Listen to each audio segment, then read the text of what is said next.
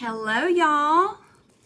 Well, connection and everything is great, but YouTube decided it was going to do a progress in motion thing. So let's just hope and pray that everything goes smoothly from here on out. So welcome back from last week. This is take 2 of the lesson that I was teaching or trying to teach last week, the Trust Your Wings and Soar. So I am, it will come up, babe. There's a delay. Yep. So my husband just said, you're not on your screen. So, and like I said, my husband is in the comments just to ask any questions. He's not mic'd and he won't be on camera. A little bit like Renee there. He doesn't want to be seen, but thankfully he's looking at the comments and will ask me questions as y'all ask questions. Remember, this is being recorded. It will be here on my site. There is also a pattern packet that you can get for this lesson. It's available on my website. The link is right there for you guys. And it will be emailed to you. Again, step-by-step pictures, step-by-step instructions, all the supplies, which I'll go over to with y'all today as well, all the supplies that I'm going to use. So it has been a crazy, crazy weekend. If you follow me on Facebook, you know that my middle son had a birthday. Actually, his birthday's tomorrow.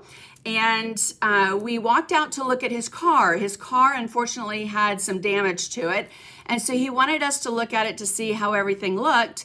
We walk out there, and lo and behold, from the side of the car, our youngest son pops out. And we haven't seen him in over a year since we moved him to Connecticut. So to say it was a surprise is an understatement. My husband and I were both completely blown away. It was not expected at all. I think both of us not really fond of surprises, so it was an amazing surprise. So it's been a great weekend filled with all 3 of our boys being here. And since I was going live today, my oldest and youngest went up the street to visit some friends so that they were not on my Wi-Fi because I didn't want there to be any problems. So like last time, again, the video before this, I went ahead and I did the background over, and we're going to start fresh and scratch so that you have from the start to the end of how I painted this project. All right. And on the last video, I did give 2 prizes away. I do have 2 more prizes. Again, the brush set, which, just hand me the brush set, babe. The brush set that I had available, or not available, but as one of my giveaways is this angled brush set. So we did not give that away on the last video since I had to, unfortunately, cut it off. So we will do a drawing for this, and then a second drawing I will share with you guys later on what you need to do to enter for that. And it actually is going to be my piece that I'm painting today. All right. So, and let me just go ahead and tell you, I don't know, I'm going to wait till the end to tell you. If you share this to Facebook and tag me in it so that I can see it, just do the @ Sandy McTeer or Sandy McTeer Designs. Let me know that you shared it.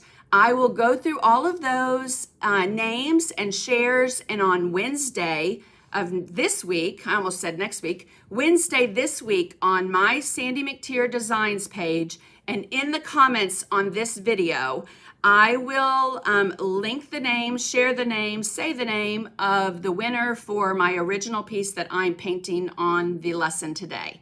Okay, and again, all you have to do, if you don't subscribe, would love for you to hit that subscribe button and also share this video to and with your friends on Facebook, Instagram, any place else. The more you share it, the more times you'll be entered.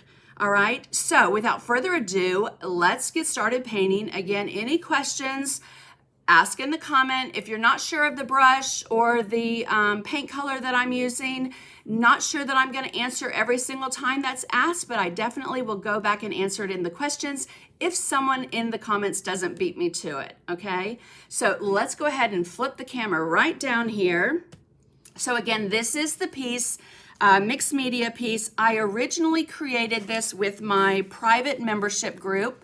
I did mine on the cover of my art journal. So paper, wood, you name it, you can transfer and translate any painting design to just about any surface.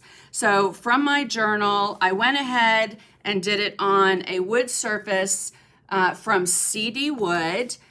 Great company that has amazing surfaces. They also carry DecoArt paints and so much more. So if you're not familiar with them, there's the link.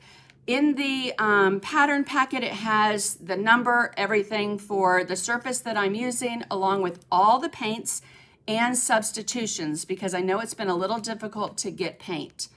So what I did is I gessoed the surface, okay? So just one nice coat of gesso. This is my go-to gesso. It's the Media Line Gesso.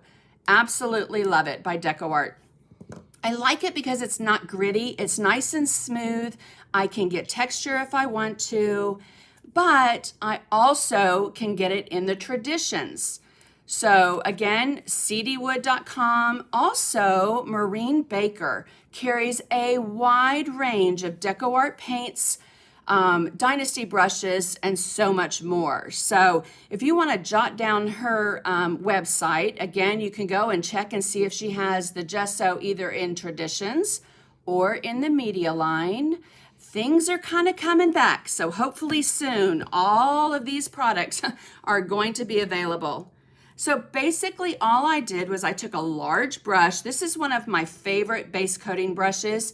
It's a black gold by Dynasty 206 FW, which means flat wash. Okay, I love the acrylic handle. It's nice. It's soft enough that I'm not going to get the brush strokes in my base coat, but you can tell how well loved and used this brush is. So again, I'm not going to paint this one, but just a nice generous coat of gesso. Let it completely dry. And then I'm going to hand that original to my husband in case I need it back. So once the gesso is on there completely dry, transfer the pattern. And I like to cut my pattern out so that it fits my surface, tape it in place. That way, when you go to put your transfer paper underneath it to transfer your lines, if you need to line it up again, it's taped in place. If you don't tape it, it's likely that it might shift and move if you have to look and see if you've missed anything. All right.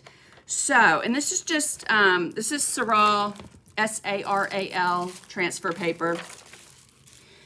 Now, once I got the design on here, let me zoom in just a little. I'm going to slow down and see if I have any questions. Do I, darling? No? All right. Well, and if I didn't say it in the beginning, thank you guys so much for being here and for coming for the second one. Renee Howard, you're amazing. You were in the comments on the first time last week and the first one on both lives today, which, you know, since the other one did not kick through, you were first on the comments again, which is amazing. Thank you so much, you guys, for being here. Okay, so once I got the line drawing on, I went over it with an Identipen. Now, if you're not familiar with an Identipen, these are amazing. I sell these on my website. It has two ends, a thick end and a fine tip end, okay, for finer details. So you can use it on fabric, wood, paper, paper mache. It's just amazing. It's not going to bleed. You can paint over it. So I went over all the transfer lines with the Identipen. Okay, and I am going to, let me zoom in because I want to show you one thing. I see that camera pulsing just a little. Hopefully that's not going to continue. Let's get in. Okay, so do you see right here where I did not hit my transfer line? So you can get these retractable, let me get to my camera here, these retractable erasers. Lana Lamb carries those on her website. Let me see if I have Lana in here. Yes, right there, lanalamb.com. So you can get, not sure if it's the same color, but you can get these retractable erasers on her site. And let me show you a really cool trick and tip to get that transfer line off.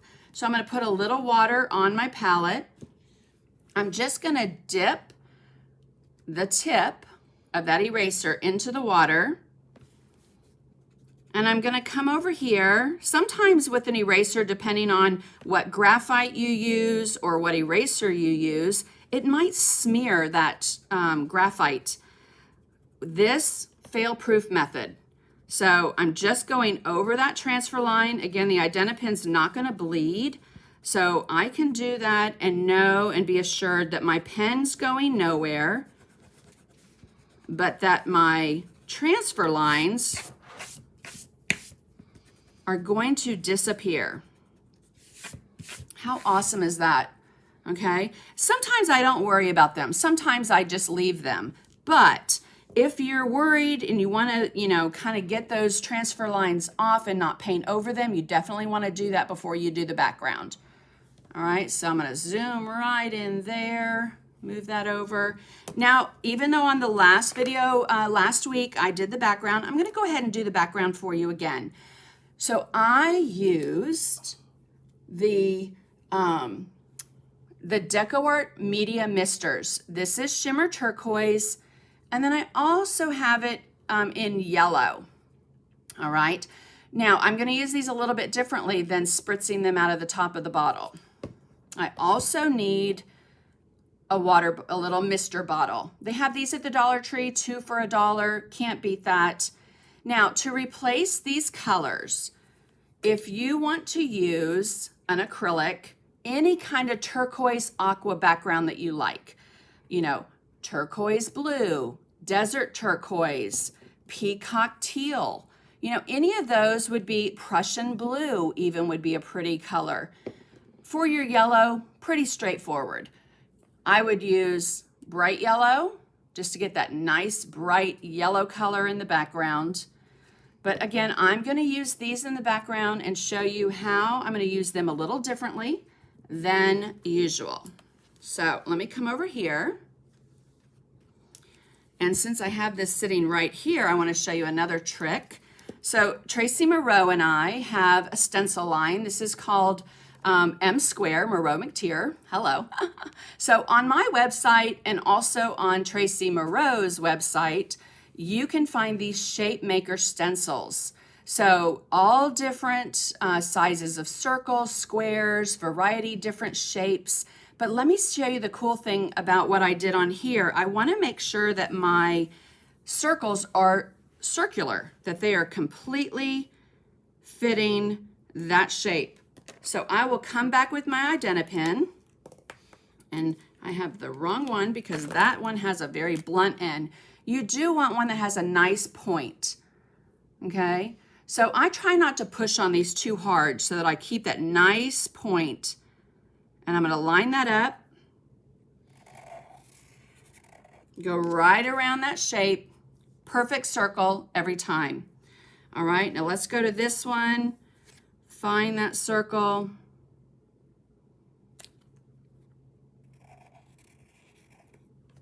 There we go. Okay. So now when I come back at the very end and I've painted everything, I like to go over all the design again with the identipen. So again, for all of my circles, even to include these little ones in the eye, I can use that stencil to make sure that my circles are perfectly circular. So I'm going to put a little bit of the Shimmer Mr. Turquoise out on my palette. And I'm just going to tap the little nozzle hose there. Try not to get it on my piece yet. Okay, and you don't need a lot. These are highly pigmented. If you're using regular Americana or whatever acrylic paint that you're using, you want to make sure that you really have a wet brush and a wet background for this background technique. So now I'm going to put out a little bit of yellow. Pouring it's not going to work because, of course, it's going to go everywhere. So a little teardrop, dropper you can put in there, put a little bit on your palette, but I just find this easier. And I can control how much is going on to my palette. Okay, and then I have to stand because I can't sit and paint. So, all right, babe, do we have any? No, we've taken care of it. Good, good, good. Thank you. Okay, so now with my mister bottle, I'm going to spritz my piece. And I'm going to use just a 1/2 inch angle. So again, Dynasty, this is a 206A. Again, you can find these on the brush, guys. At the end, I'm going to have a little thing that pops up that shows you some of my suppliers that I like to use. So again, 1/2 inch angle, get that nice and wet. This way I can control where this paint goes. So I'm going to just lift a little bit of that color up on the toe. If you're not familiar with an angle brush, the toe and the heel. The toe sticks out farther. So you can control where this paint goes for the most part while we're doing this background. And the reason I'm doing this way instead of doing the background first is if I do the background first, then everything has to be painted with white. I still came back and painted some things with white, and I'll share that with you on the next surface that I have. But like on the leaves, I don't care if it goes over the leaves because I'm going to have green on there, and green and blue make a really pretty leaf, right? So I'm just going to go around right down to this branch. And again, we were doing so great on the last video last week, and this is about right when we were getting done with the top part and on to the bottom part, and the second camera went. So I have really good feeling today that we are going to get through with no problem. And you guys put that out there too, that my mom was praying for me, that everything would go off without a hitch. So, all right. So again, right down to that. Now what I want to do is I just kind of want to move this around. See how it flows and moves? So I can also move it. My background was wet first. My gesso was dry. I can move this around to thin it out. Up and down, back and forth. Let's get a paper towel here. And it helps again to do this top part first. Let's just let that flow. You'll see on the other side I actually have something else painted because I did not have another surface. But I felt it important to show you guys, again, in one video, start to finish, how to do the background. So, all the way to the end. So you can come in and lift some color up. Like I don't really want that on my bird right now. So I can come in and lift that up. The flowers, I came in and I painted those with white anyway, just to have a really nice bright base for my pink. So if I get some in there, that's fine. Another way you can take that paint away is if you come in with your, this is a number 6 flat, I can come in, wipe some of that paint off.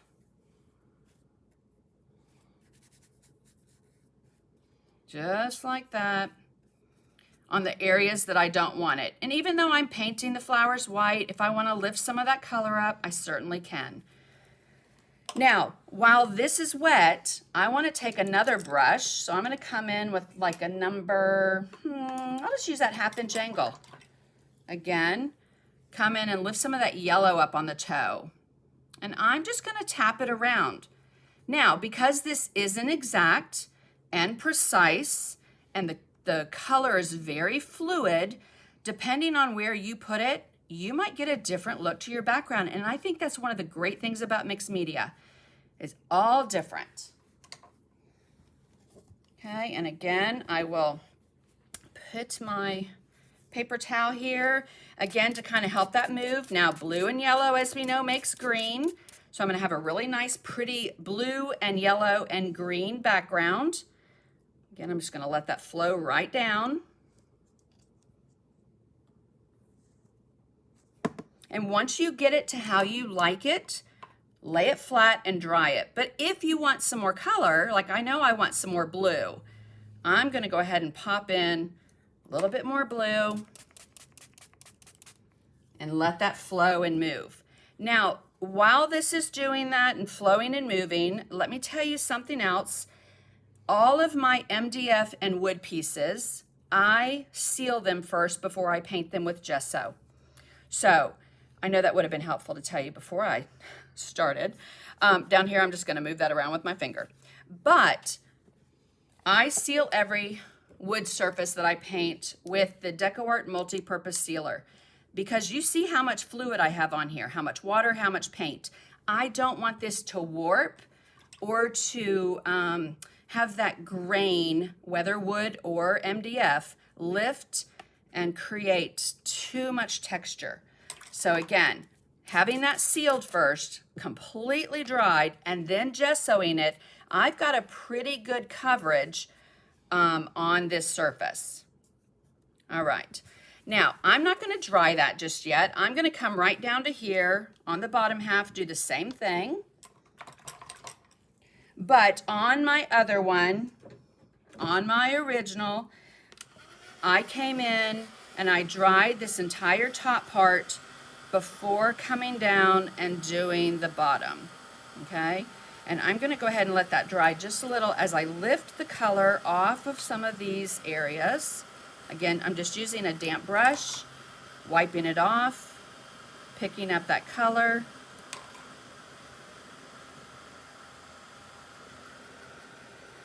I like to use the heat tool. Again, you guys cleaned me out of these. I have more on order, but I like the way it dries the paint. A blow dryer tends to push it too much for me.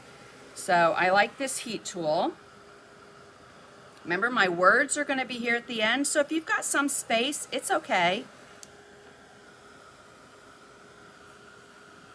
Get that off that flour just a little bit. All right. Now, again, on the bottom part, spritz it with some water. My angle brush, toe of the angle brush into that turquoise. You want to make sure you get into all these little nooks and crannies and spaces. And even when you think you've done it, when you go to paint those flowers and leaves, you're going to see a space that you might have missed. And if you do, simply just take a little bit of paint and fill that in. Okay, so from top to that branch that the bird's sitting on, from the branch down for the second part. Kind of miss that, move it around, let it flow. See how the paint isn't dry up here and it's moving quite all right. In fact, since it is, I'm gonna put some more of that blue up in here.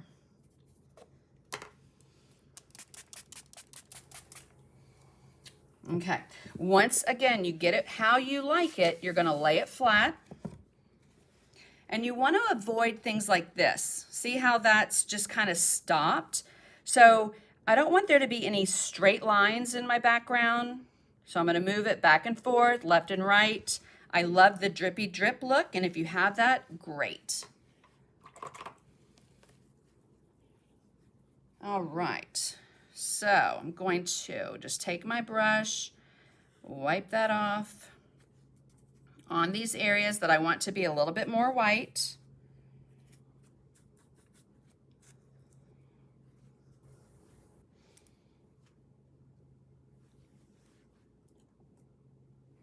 All right. And then we'll hit that with the heat tool.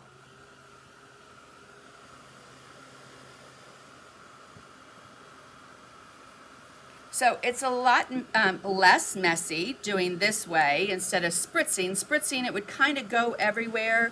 This way I can semi-control where it's gonna go. Sam?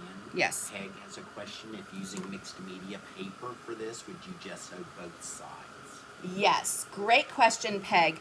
So yes, to answer that on my, if I were doing just a regular journal page, like hand me that one right there, babe, the girl. Okay, so on my journal, like this page, I have a private paid membership group. If you want more information about that, you can always go to my website and hit the contact button. This is a journal page, and I can take it in and out of my journal. I have guest artist, Deb Antonik was on, and she did a tutorial demo with my group. And so this page is gessoed. On the other side, when I go to do that page, I will also gesso that. So this has not been gessoed yet on the back. And so what you can see on the front, see how it's curling up just a little on the ends? If you're just going to do it on one side of the paper and nothing else, let's say you do it on watercolor paper or mixed media paper, it's not from an art journal. You do want to put a little gesso or matte medium on the other side. It will help the page lay or the paper lay flatter. Got a hair in my mouth. Hello.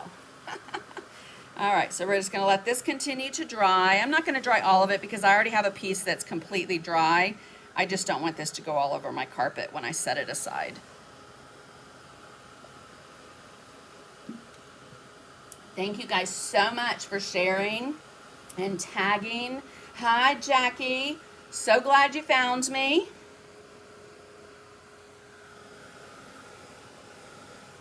Yes, again, I set up the live link the other day and hit that like we did last week. And last week we had no problem going right into it. This week it was trying to validate something. So we just got out of that. I created another live stream and we were able to go live, no problem. Knock on wood. Okay, so I'm just going to move this to the side. Dry that up so I don't get it on the other side, because the other side I have my Rudy reindeer painted. All right, so I'm going to give that to my husband there. So again, this is where, we left off last week. Completely dry. Again, a little bit different than my original. I got a little bit more paint on the bird because we were trying to fix the cameras. But what I did on this side was I went ahead, did the background, I came back in and I painted my flowers with white paint. Now, I didn't use my media paint. I just used my regular Americana white. This is warm white, actually I grabbed the wrong one, but titanium white, okay? So my white paint, I painted the flowers, painted the bird in any place where it had too much paint. So let me zoom in just a little so we get more of this surface here. Okay. All of the leaves are base coated with Hauser light green. So I did the leaves, the centers of the flowers. All right. Now I'm going to go step by step on the leaves and the flowers. I thought it'd be much easier. I can zoom in on a tighter spot for you guys, show you how I did the flowers and the leaves in this little area. So leaves, centers of flowers, Hauser light green. Again, petals, any area of the bird that's too blue or too green, a little bit of white. Okay, but this background needs a little bit something else. It needs a little more. And this is a great tip and way if you are, if you have a background that's maybe a little on the dark side and you want to lighten it up. Of course, this is my favorite go-to. Love this stencil, Tim Holtz Flourish. I have this available on my website. I'm going to use my Dynasty Stencil Pro. Have these on my website as well. Love these brushes. And let's go ahead and get some paint. So I'm going to get some white paint. Again, you can use Americana or you can use the media line. I need a dry paper towel. Okay, so I'm going to load the brush up, swirl it around, swirl most of it off on my paper towel. And I'm just going to lay this. Now, this is very faint. I don't really want this to stand out too much. Soft circular motions. Okay. Now, that's even a little on the dark side. So watch what I'm going to do. I'm going to grab one of my paper towels. This is a Viva because it doesn't have a pattern and it's very soft. And I'm going to lay that and just kind of wipe it. That will lift some of that paint for me. Okay. Now, once it's kind of dry to the touch, I can also come in and rub it just a little bit. And look how that even takes it down another notch. Sandy, Carol wants to know if you totally gesso the back side, how do you get the stucco look? Oh, so stucco looks a little bit different. So let's do this one. On this surface, if I come in with the gesso and my palette knife, Again, it's already been sealed with the multi-purpose sealer. And then just a little bit on a palette knife. Okay, you could even take it over to your palette and wipe it off if you think you have too much. And then you're just going to let it skim the surface of the bottom of that. You don't have to go up and down. You can do, you know, side by side to get a little bit more of that stucco look. But when you do this, you want to make sure that you kind of skip around so that you leave some areas showing with no gesso and some that show with gesso. That's going to give you a fantastic look in your background. Okay? So hopefully that answers that question for you. Give that back to my husband without getting paint everywhere. I'm gonna hand him a baby wipe too so he can wipe some of it off because that's on my original. All right, let's do a little bit more of this stencil. Now, just because your stencil, the name of it is on the front, that doesn't mean you can't turn it over and use it on the back. That will help you take those designs going a different direction. This is usually what I do. I usually just touch it with the palm of my hand to soften it.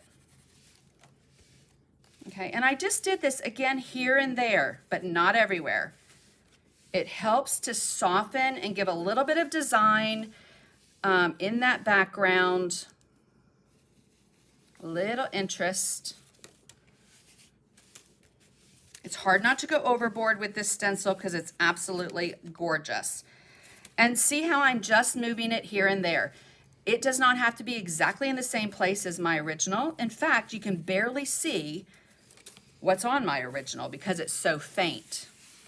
Okay, so I wiped a little bit too much off of that one. There we go. Okay, now the other thing I wanted in my background was some words. Of course, my favorite go-to, it has been for, oh my gosh, probably 5 years now, is the Vintage Note Stampendous stamp.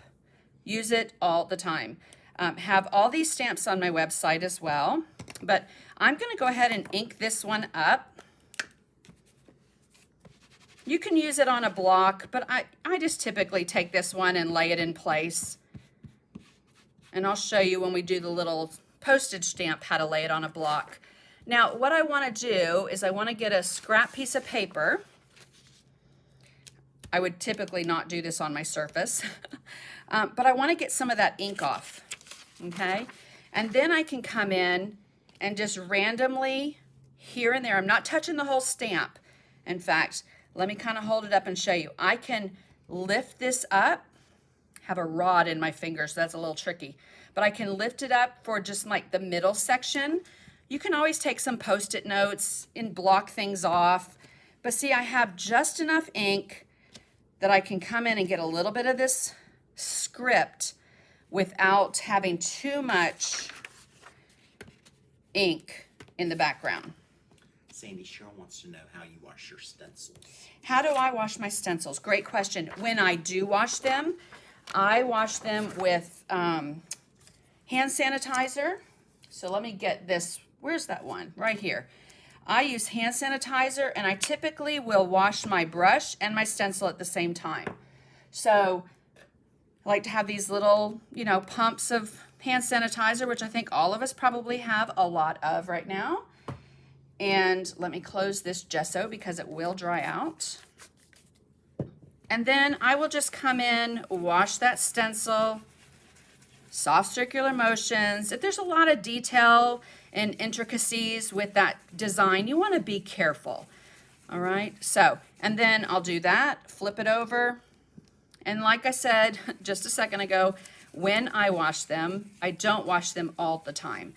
But if I'm using gesso or modeling paste or any kind of a textured medium through my stencils, I always wash those because it can start to build up and take away that nice fine detail on those smaller bits. So since this one is pretty much intact, I can come in and take a baby wipe and just lightly take some of that hand sanitizer off. And then I'll dry it with a paper towel. And I have an accordion file from Hobby Lobby that I store all my stencils in. except these. These, the Tim Holtz, again, some of my favorite stencils ever. They have a little hole, and I just have a jump ring that I put all of them on and hang them from a hook so that they are at the ready. Okay, so that's your stencil cleaning lesson for today. Let me get that dry. Now, so we have the vintage script. This is the grunge script stamp, also by Stampendous. I have this, I meant to grab a new one and I didn't, but it has like, oh, maybe 5 or 6 different stamps in it. Love this one. Now this is what I was talking about, a block. You can get an acrylic block, set that on there. Again, load up your stamp. But to control how much ink you have going on, this is a brand new ink pad too. So I'm going to just hit it a couple times to get some of that ink off. And then I will, can I see my original, babe?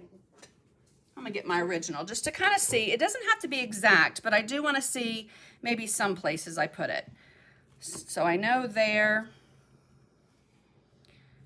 a little over there. Now see, I'm starting to get a little on the faint side, so I can do that again. I'm just gonna tap it on my palette since I put that paper to the side. Just lay it here and there, again, just to have that interest and design in the background. Oh, love that grunge script stamp. Okay, so I'm gonna move that one to the side. This little postage cancellation stamp also comes in the grunge script stamp. I have just a flat little, what is that? Stamp block it's just an acrylic stamp block. Again, I don't want this too dark, so I'm gonna pounce that off and then come in and just put that in a couple little places. Now, let's say you do it and it's like, ugh, that's too dark, I wanna lighten it up. You have a couple choices. You can come in once it's dry and put a little bit of a wash of gesso over it. You can also take a little sanding block and lightly sand it, and that will soften the look and take some of that ink away. Now this has words. You don't have to always use it so, you know, it's up and down. You can kind of move it side and side. I just wouldn't do it upside down. A little down there, maybe. I'm gonna pounce that off there. Maybe a little right there. All right, so I've got 1, 2, 3, 4, 5. So I'm gonna move that to the side. Stamps, again, I'm bad about not washing them. However, you can use a brush stamp cleaner, stencil cleaner on them. Stampendous has a great one. If I use paint, I always wash them if I use paint. The ink does start to tend to build up a little bit, so it's not a bad idea. If you use hand sanitizer, you want to make sure you rinse them really, really well because the hand sanitizer will dry out that rubber. Okay, so you want to make sure that you get that hand sanitizer, which is basically alcohol, off of it. Okay, so our background for the most part is pretty much done. So I'm going to zoom in so that we're right up here. Check with my hubby and see if there's any questions I need to answer. No, we're all caught up. All good? Okay. Let me move these stamps out of the way so I don't put my hand right in them. Okay, so again, base coated with Hauser Light Green, and then coming back at the base of them, I'm going to use a darker color and then also up the vein. So you can use Plantation Pine or my go-to on the media line, Sap Green. Okay, and this is what I'm going to use today. Differences between these paints, if you're not familiar, I know many of you are, and I've talked about it on a lot of my lives. Very fluid, highly pigmented, transparent, beautiful color. Again, Plantation Pine in the Americana line, it is my go-to green, love it. It's also transparent, so you can get a similar look. But when substituting these, you either want to use a medium, like a fast drying glazing medium, Josania's a glazing medium, which DecoArt has, a little bit of blending gel or floating, something to thin it down if it's a very opaque color. You can even use water. You just don't want to use so much water that it alters the adhesion of that paint. So I have that sap green. I'm also going to go ahead and get, I have white on my palette. Let me see if I'm going to put that out. I'm going to wait on the light green just yet. So I want to go ahead and get my 3/4 angle brush. Which did I not grab? I grabbed a 1/2 inch or a 1/4. Let's see if I have a 3/8 here. Right there.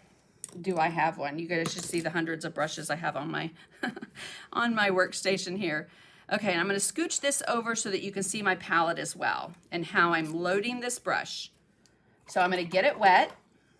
I want to keep it a little damp. Now you can use a sponge or I learned this trick. Let's see. Where did I learn this from? I'm going to just take a paper towel and I'm just going to mist it with water. I don't know. I did years ago. Tracy Moreau uses a sponge. I think that's a brilliant idea as well. But I'm just going to take that paper towel, lay it to the side. That way, if I need a little bit of moisture, I can come over to that paper towel and just pick a little bit of that moisture up. Okay? In fact, it needs to be a little bit wetter. So, angle brushes. 3/8 angle has a toe and a heel. I'm going to load the toe of the brush only.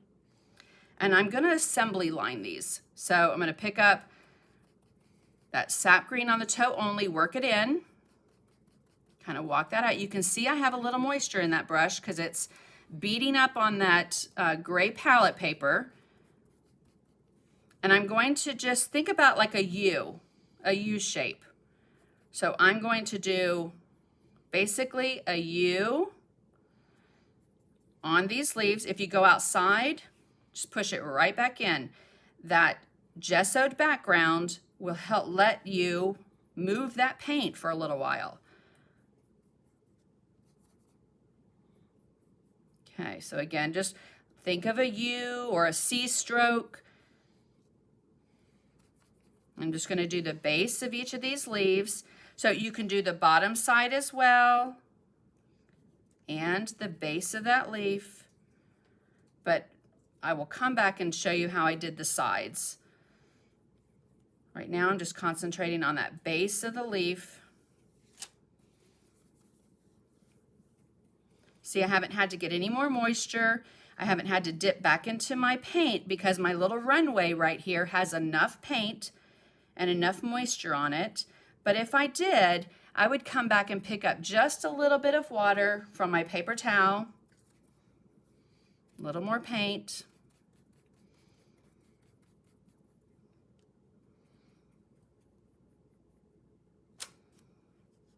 And then, I have a stamp there. I'm just going to go right over it.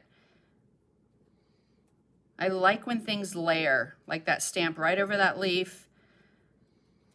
Okay, so all those, you can already tell a difference from what we had before. That Hauser light green base, sap green at the base of those leaves. I'm going to hit it with my heat tool.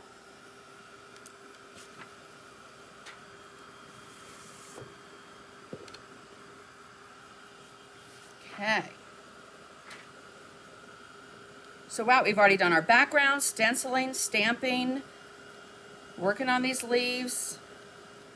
So again, just to kind of give you a little bit of an idea too on this design, I originally created it was like a tag from Viking Woodcrafts. I did a tag and I was going to teach it at a convention. I ended up not teaching it.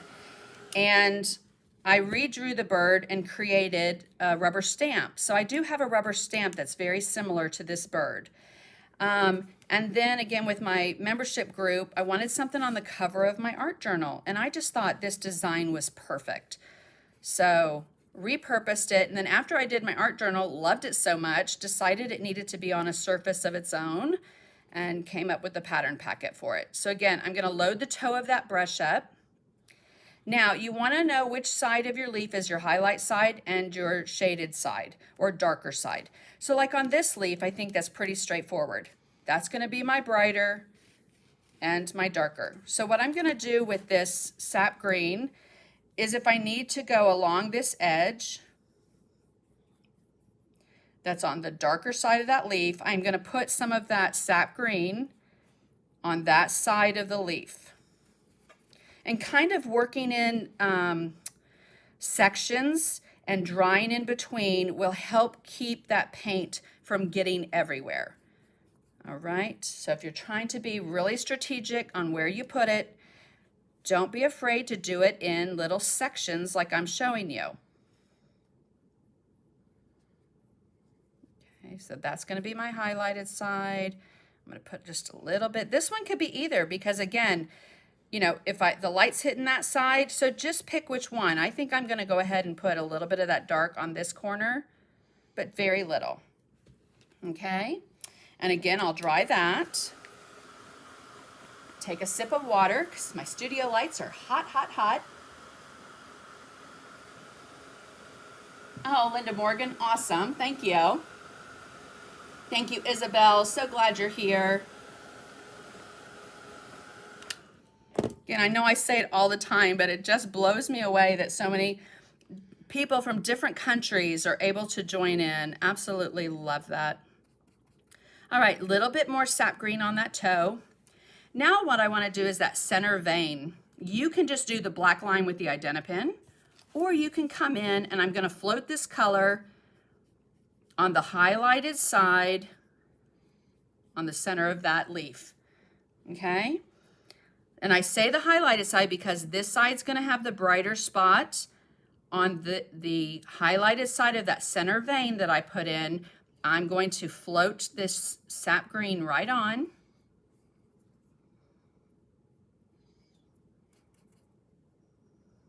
And again, I have my highlighted side there. Sandy, Renee wants to know how you get dried paint out of the ferrule. Dried paint out of the ferrule. That's a tricky one. First off, to try to not get paint up in the ferrule is to be really super careful with how you load your brush. You can see that when I load mine, even when I base coat on a big brush like this one, you can see where my gesso kind of stopped, right? I try not to come all the way up here, especially like double loading your brush. You only want to work that paint, you know, max about halfway up. That will help from getting it up in the ferrule. The other thing is to immediately wash it, to not leave it, wash it out. But to answer your question, Renee, if you have it up in the ferrule, one thing that can help a little bit, I think it is Winsor & Newton, if I'm not mistaken, has a brush cleaner that you can soak it in. Now, if you get that cleaner up on the ferrule, it will eat whatever paint is on that ferrule. So like this one's coated with black, it would take that black off completely. Another thing I use that's less harsh is Awesome from the Dollar Tree. So I will soak my brushes. Sometimes, again, it takes the paint off the ferrule, but it's not as harsh. And I'll massage it in, try and get, you know, some of that up into the ferrule to loosen the dry paint. But again, the best way to not get it up there is to try and not put so much paint on your brush that it gets in the ferrule, because it kind of just ruins the whole brush, unfortunately.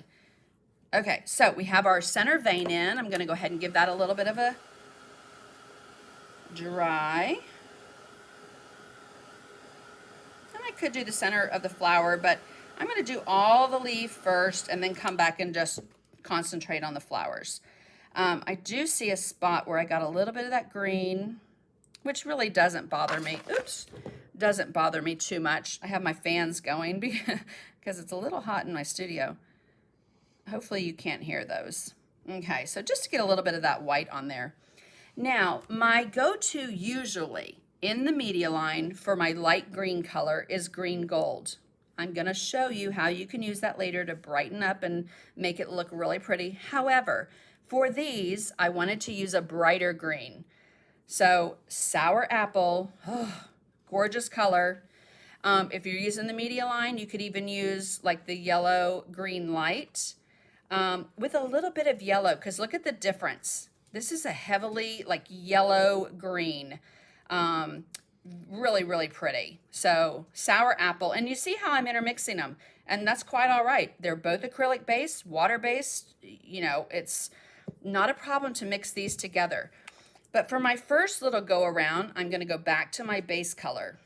Again, this kind of just has a little bit of harmony in your painting, going back to that base. I'm gonna pick up a little bit of the Hauser light green, a little bit of white, work that in. You can see my brush is a little on the dry side, so pick up some moisture. A little bit of white. I'm going to work that in on the toe, both sides, kind of walk that over. Now, y'all have to let me know in the comments if I need to zoom in a little bit more. So on the opposite side of where I did the dark, I want to float a little bit of that light color. And I have too much water in my brush. I can tell right away.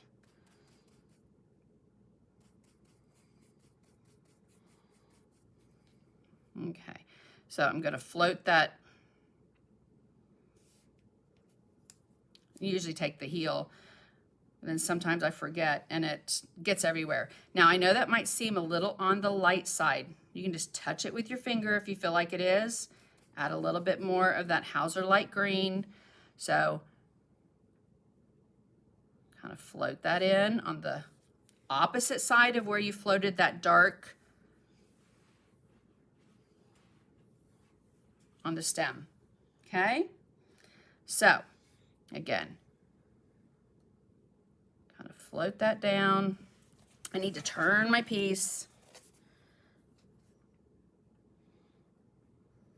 Yep, right next to that stem, and then, you know, where it starts and stops, you don't want it to be real thick. So again, you kind of taper it off with your finger or with the heel of that brush. Let me get my palette here.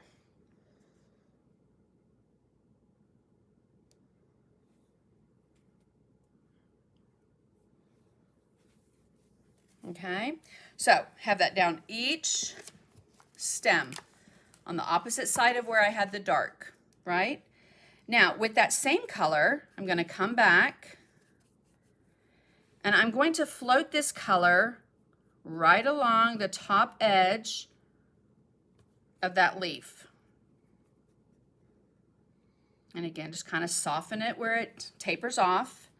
And again, it might seem a little bit on the white side, but I'm doing that on purpose because when I come back in with that sour apple, it's just gonna make those leaves sing.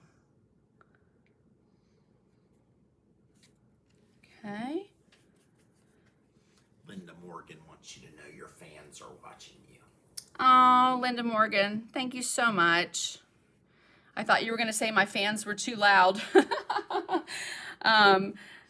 And I'm glad that they're not. If you guys can't hear them, great, because by the time I turn back around the camera on me, I probably will be dripping in sweat.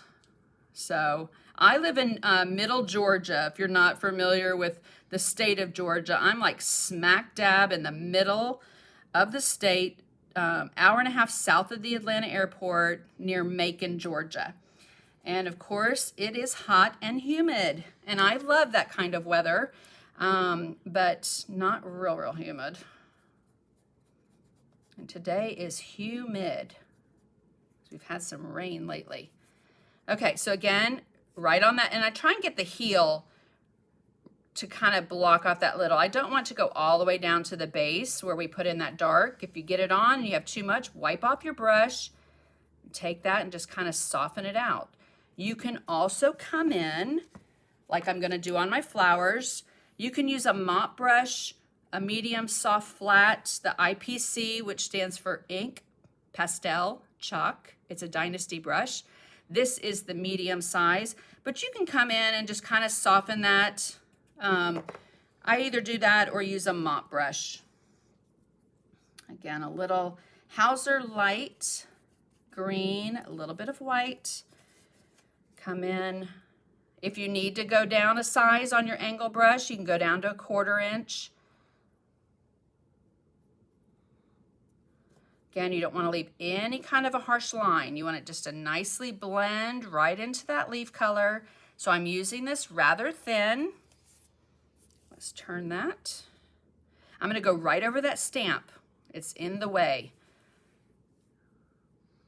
on the highlight of my leaf. It went wrong direction. I typically will start at the base of the leaf, just above that dark.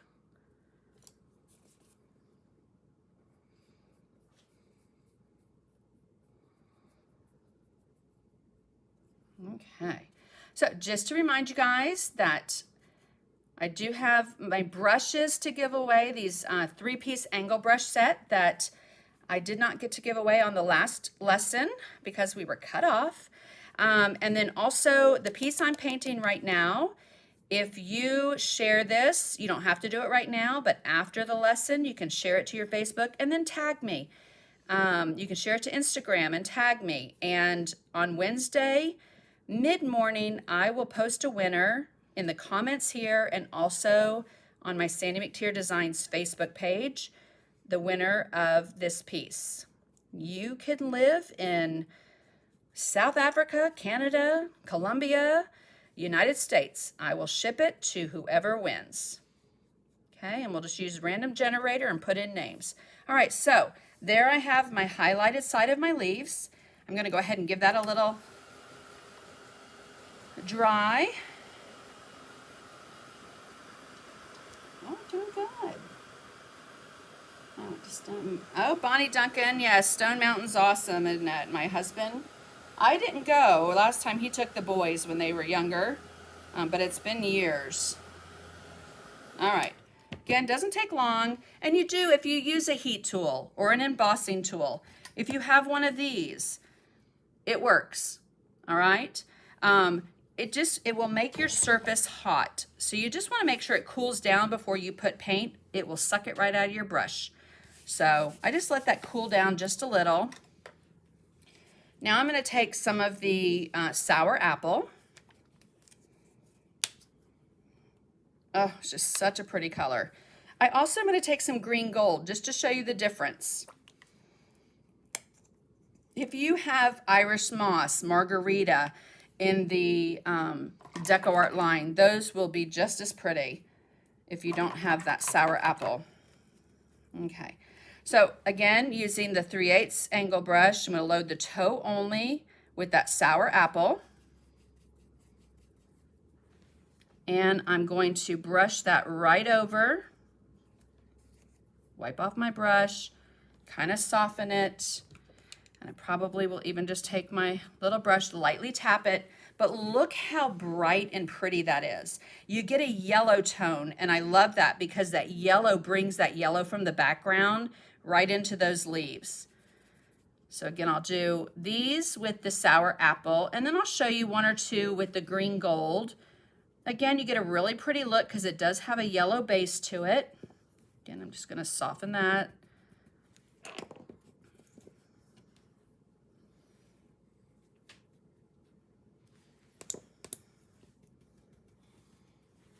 Okay, so love that.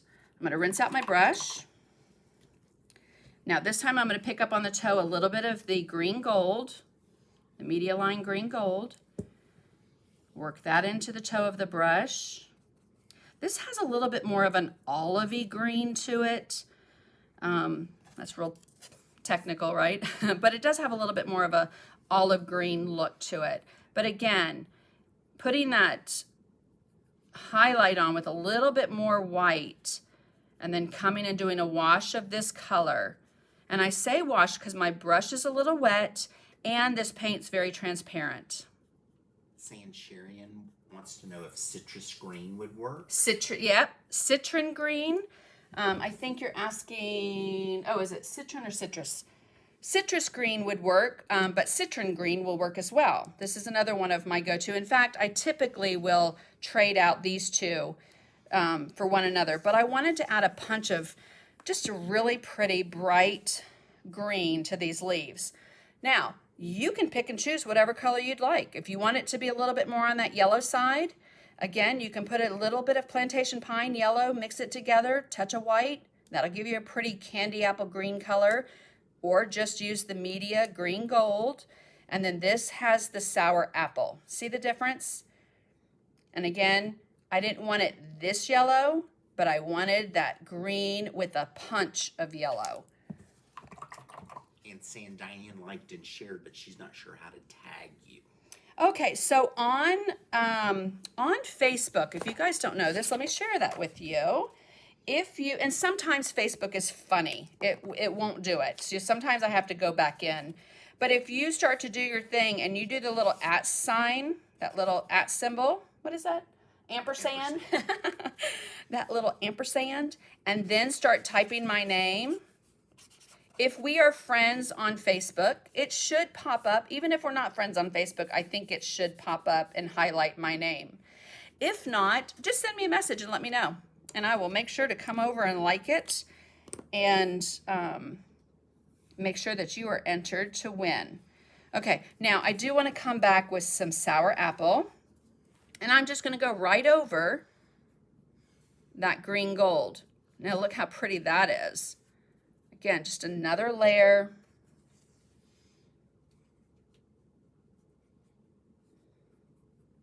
I don't know. It's a color that I've not used a lot, but you know, being limited on paint colors because of the pandemic has really stretched my use. Bless you. I was wondering why he was walking away.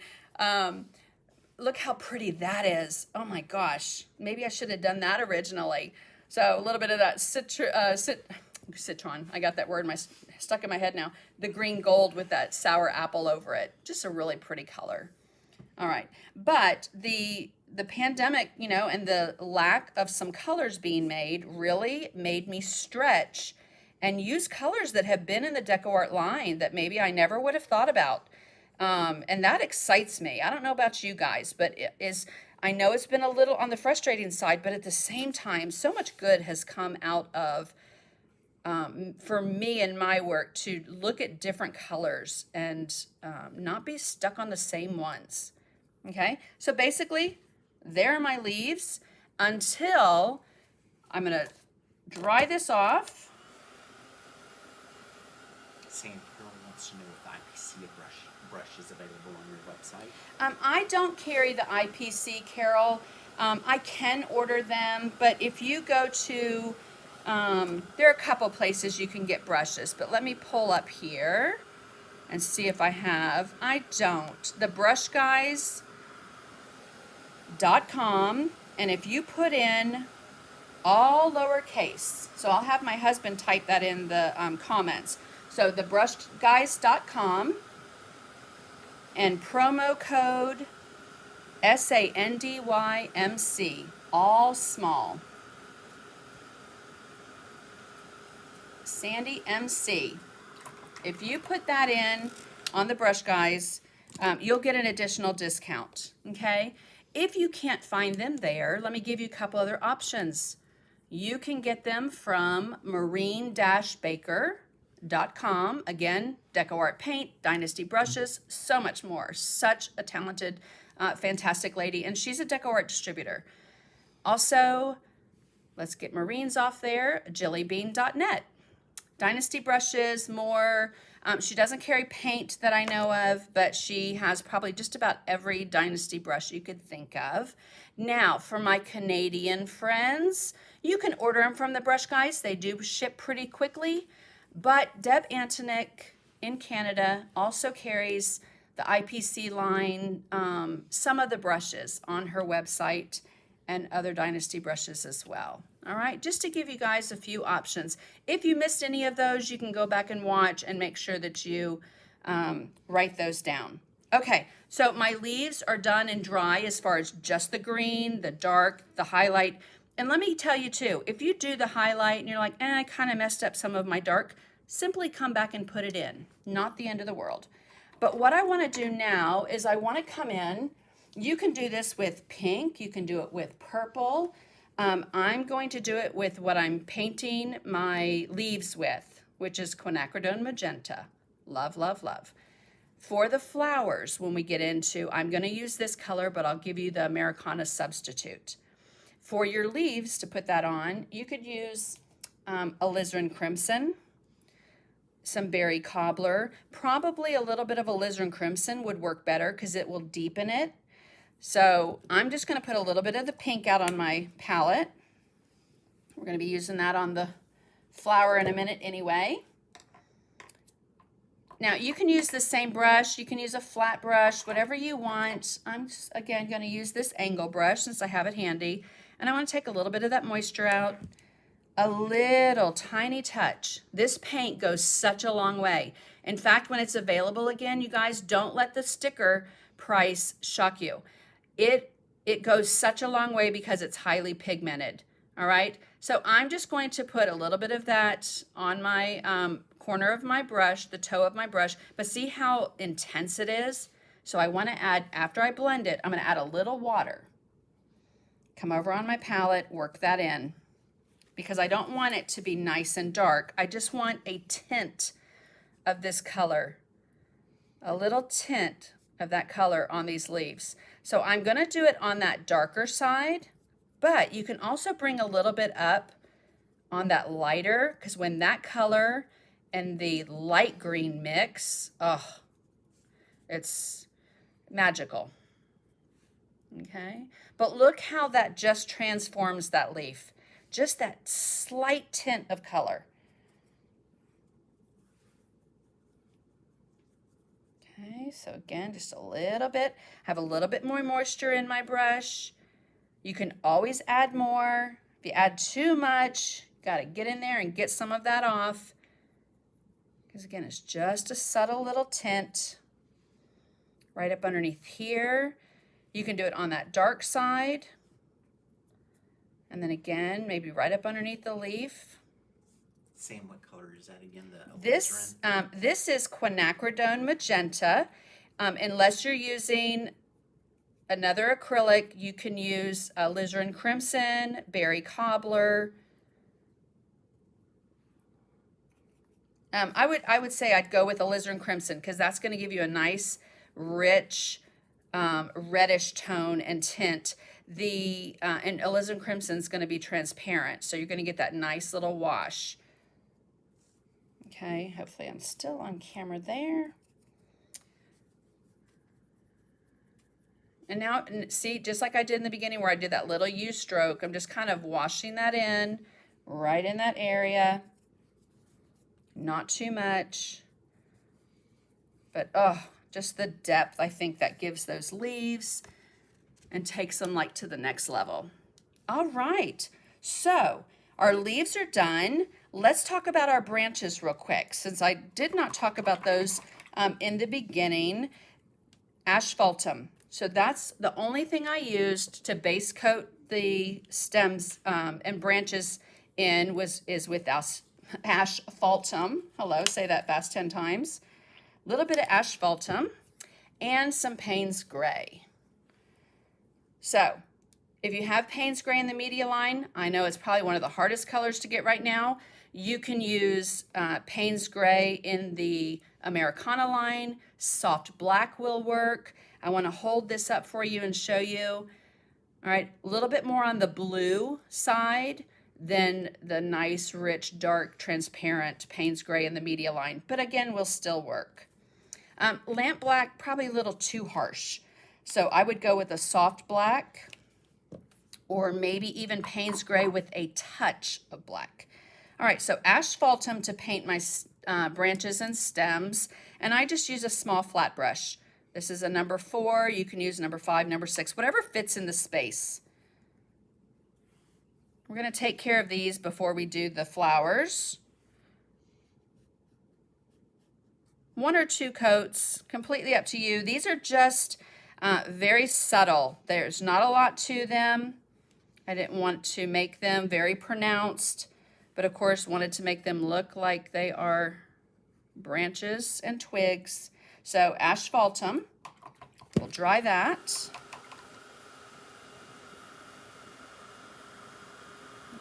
Right there. Okay. Thank you, Judy. Did I answer Jackie's question about what paint it is? Okay, wonderful. And then also, guys, if you have not hit the like button, would love for you to hit that thumbs up button for me. All right, so leaves are done. I'm going to move that because I'm getting quite a shadow from that. Now on the stems and branches, I'm going to switch to a smaller, so a 1/4 inch angle. This is just going to give me a little bit more control, get that damp, and I'm going to come in on the corner of my brush, which is the toe, pick up a little asphaltum, a little bit of Payne's Gray. Just to darken that asphaltum up just a little. Okay. Now, I'm just going to slightly turn it so that you guys can see it, and I get my angle brush and hand out of the way. That toe with that dark color is at the base, the bottom of those branches. So I'm just going to pull that color right along the bottom. You might have to turn it at an angle so that you don't go over the whole branch in those smaller areas. Let's come right up here. A little bit more paint. And again, only on that toe with that brush. Okay, so what I'm going to do now is just wipe off my brush, pick up some asphaltum, and I'm just looking at my original. My directions might say something different, and that's okay. So a little bit of white, and I'm just going to work that in on the entire brush. Okay, see, so I had asphaltum just on the toe, picked up a little white on the toe. That'll control how much paint I have in my brush so that I don't have too much. And I'm just going to kind of work that in. I'm going to swipe it across my paper towel. Now, I want to work from the tip of the branch back. So I'm just going to lightly tap, little small dash strokes, okay? So just touch, touch, touch, little small dab strokes. I'm going to pick up a little bit of asphaltum only, kind of soften that right into the bottom of the branch. Okay, just to give it like a little barky texture. Don't y'all love my made-up words? Barky texture. Okay. And then on these, just hit it with a little bit of that highlight color right along the top of that branch. If you go outside the branch, when I come back with my Identipen, I'll just go right over that. Okay, you can make them as textured and detailed as you want, but again, this is a very whimsical, fun piece. Does not need to be that detailed. As long as you can see that base coat, that darker, to give that roundness to these branches, and then a little bit of that highlight, asphaltum, a little bit of white along the top of those. Okay, that basically is it for your branches. All right, let's move on to our flowers. I'm going to take a little bit of white that I have. And again, just the, when I base coat in these flowers, I just use regular Americana. The fluid acrylics, a little bit more on that expensive side, so I don't want to spend that on base coating my flower. They also have a little bit of a satin sheen finish to them. So I want that matte from the Americana. All righty. So I'm going to do a big purchase of these brushes. Thank you, Isabel. All right, on our flowers, let's go ahead and take care of the center first, just because I have those colors out already. I did not do my flower centers down here, so I'll go ahead and do those as well. But I'm going to use the 3/8, actually I'm going to use the 1/4 angle. I have a hair on that brush. So the 1/4 inch, I'm going to load the toe of this brush with some of the, actually I'm going to load the whole brush with some of that Hauser light green, because I feel like this needs another coat. Okay, and I know I'm off camera down here, but I'm just going to go ahead and give these in. Well, I guess I'm on camera a little, aren't I? Okay, just give those a little bit of a second coat. Even though it's a heavy, it has a little bit more white base to it, this Hauser light green, 2 coats cover it best.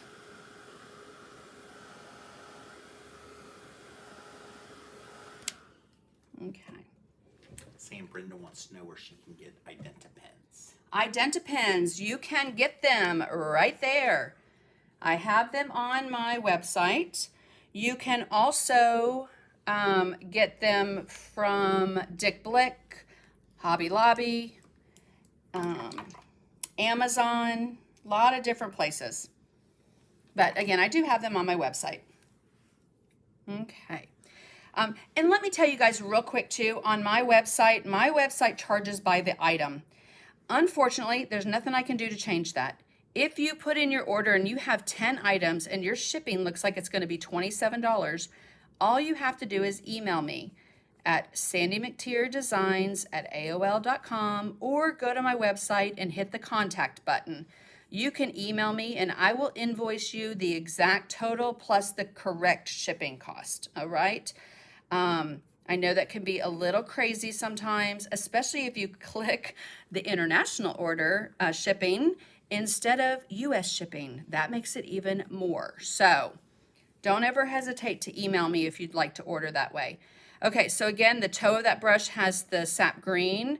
I'm going to just do a nice little float. Notice how I'm moving that brush in a small little, again, C or U stroke. I don't want to just go like this. A lot of times when you do that, you end up with that harsh line between the two colors. So just a nice, loose little float of that sap green. Come right down here. I'm going to go ahead and do these as well. Oops, more paint. And I probably could switch to my 3/8 angle just because this is bigger. I'm just going to go ahead and use this 1/4 and then just walk some of that color up just a little bit. When you use a smaller angle brush, of course, you only have so much paint you can put on that toe. Whereas if you used a 3/8 or even a 1/2, you have a little bit more space to put that paint. If you're using a smaller one, just walk the brush up just a little to get some of that paint. And again, if you feel like you have a harsh line, you can take a little mop or this IPC and just kind of pounce it out.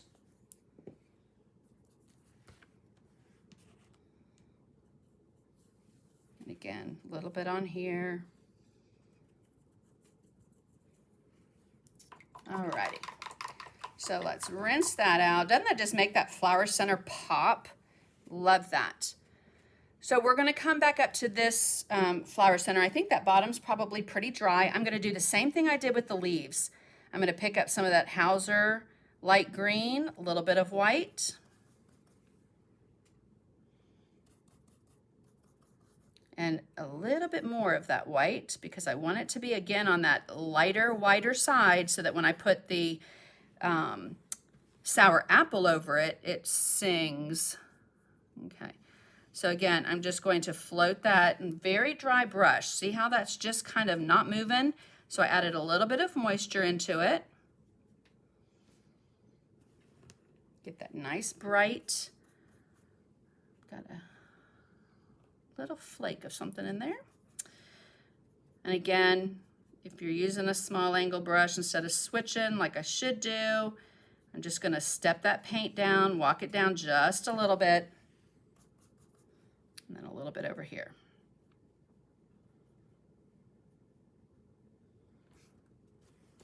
I tend to use my finger. You guys see me using my finger more than a brush, but I do want to show you there are brushes that work so nicely for that technique instead of just your fingers. You have 10 of those to soften things out, and they're immediate.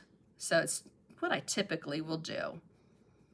All right, so now we have that bright on. I'm gonna let that dry. And just like we did with the leaves, come back, add that sour apple on top, make that really pretty and bright.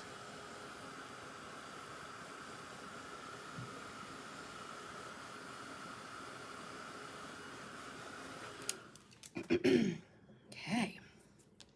So I'm gonna go ahead and just switch since I have it right here, the 3/8 angle. Pick up some sour apple. Work that into the toe.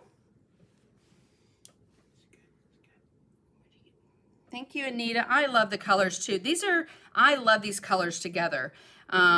that blue and pink and yellow. Just the only color it's missing is orange. And I almost made the bird orange, but opted for that really pretty blue and purple. Okay, so again, I just have sour apple on the toe of that angle brush, just like I did for the leaves. Doing a nice little loose float of color right along the top. And I could let that sit, come back, put another one if I wanted to bump it up a little bit more. On my original, it's looking like I probably did even more white underneath because it's super, super bright. So if you want that to be even brighter, when you put on that Hauser light green, add a little bit more white to it. Let it dry, put the sour apple on top, and it'll be even brighter. Okay, let's come up here and let's take care of these flowers. So I'm going to switch to my, let's see, I think we'll go ahead and stay with that 3/8 angle.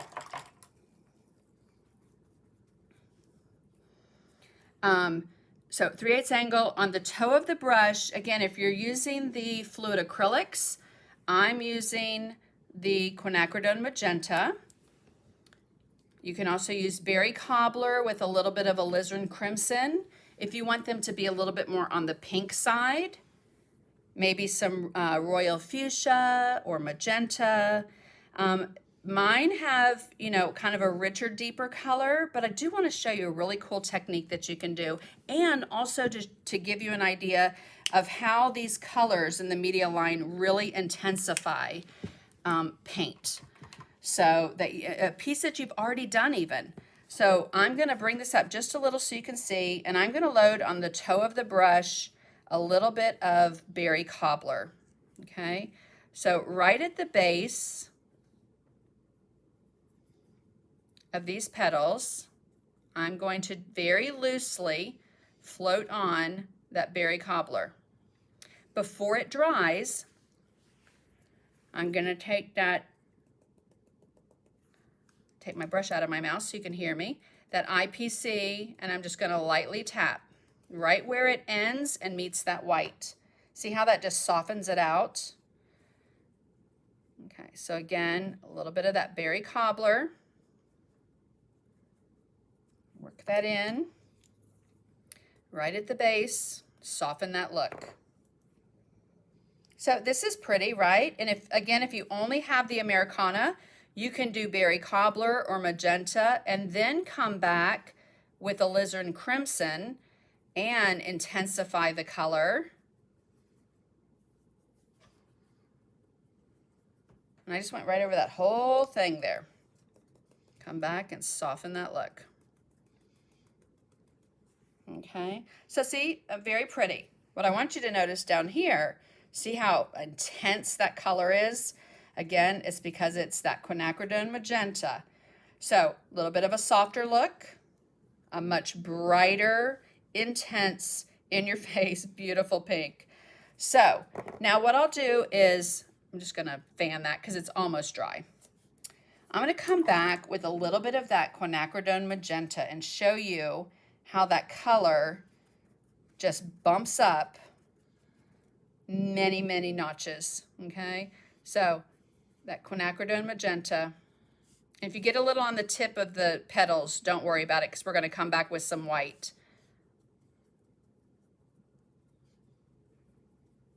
But just to give you an idea and show you side by side with those bottom petals and the top, just how much more intense that fluid acrylic is. Again, you can make it less intense with washes. I can take less of that paint on my brush, but again, just look at that rich versus the regular Americana, which is, again, still pretty. That's what I'm going for right there, okay? So a little bit more of that quinacridone magenta. We'll put that right at the base. And typically when I'm working on these, I will assembly line them. So I'll do all of the base of the petals so that I don't have to wash my brush out too many times. and then come back and do all the white tips. Okay, again, if you go outside, just come back with a clean brush or with the corner of the angle brush. Now, notice what I just did there. I came back in, I had a little bit of water on that brush, and it bled right up to that tip. So I'm just going to touch it and soften it. Soften that out, because I can take care of that tip when I come back with the white. Oops. Too much paint. Don't need that much paint because it's so strong. I just took it off, wiped it off. A little bit of moisture in my brush. I'm going to let that one dry and I'll come back to it. And again, turn it so that it's comfortable for you to get in there and do that little tap, little pitter patter of that brush, and then kind of soften it out. That softening, notice the difference, how it just blends it right into that base color, which is just white right now. But it takes away any harsh line.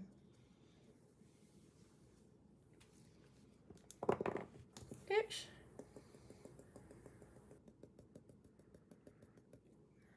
And I'm also not going down to the very base of that petal, just right where the paint leaves off. There is a small IPC as well, so if you feel like the medium's a little too big for the area you're working in, or again, if you have a small mop brush, that will work just as well. Okay, there, that time I wiped off too much paint.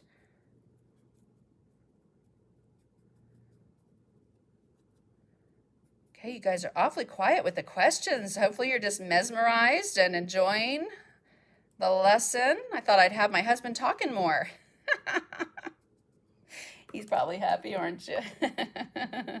Jacqueline did ask if you sold the paints, and I replied no, that you do not sell the Right. paints. I don't, Jacqueline, but however, when they come back in, that might change. I did buy a rack for Oklahoma show a couple years ago, 2019 to be exact. And they sold so well that, and it's really my go-to paint, that I might have to add that to our inventory, babe. I know he's excited about that. All right, let me find my white paint here. You see, oh, there it is. Because I did a no-no, and let me show you my palette. Big no-no, for me anyway. I went right into the middle of my white. I've just contaminated that whole white puddle. Try and go into the side. If you come into the side of your puddle, you're not going to mess up that paint, all right? And I also like my paint to be on my right-hand side because I'm right-handed. Instead of having to reach over here, if I'm reaching across me, I'm doing, hand aerobics and my arm is going to get tired. So do yourself a favor. If you're right-handed, put your paint, your water, or your palette and your water basin on your right-hand side. All right, so let's move on. I'm going to come in actually with my 1/4 inch angle. I'm going to pick up a little white on the toe. I want to have that mop handy. And I'm just going to float this color right along the top. Soften where it meets the pink. If you go over the Identipen, quite all right, because I'm going to come back at the very end. Probably won't do that on camera, but I will show you an area that's already dry and just re-outline everything. Now, if you don't want the Identipen, if you just want this design without that outline, you don't have to do the Identipen. You can just leave that off. But again, doing that background, because it's so transparent, you're going to be able to do that right over your transfer line. Again, a little bit of white, tap it.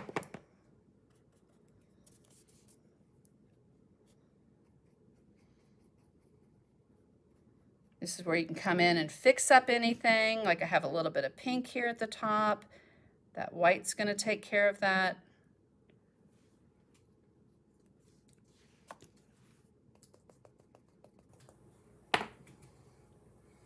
Blend it.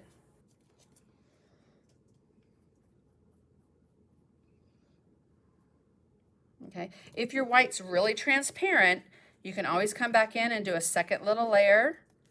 I like that. Look, we've got that darker base, a little bit lighter at the top.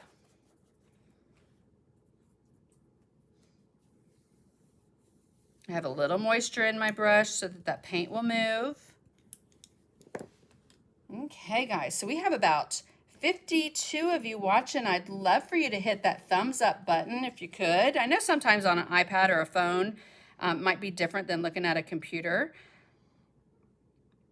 But those little tiny little touches, you guys, absolutely help on these videos and on the platforms. And it's greatly appreciated. So I'd love to see that number go up just a little if you're having fun and you're enjoying this. Okay, so again, a little white on the toe of that brush. Tap that on. I'm going to just keep going, and then I'll come in and soften it. Typically, I'll do a petal, stop, and soften. But just so I can hold it up for you guys to see a little bit closer. Then come in.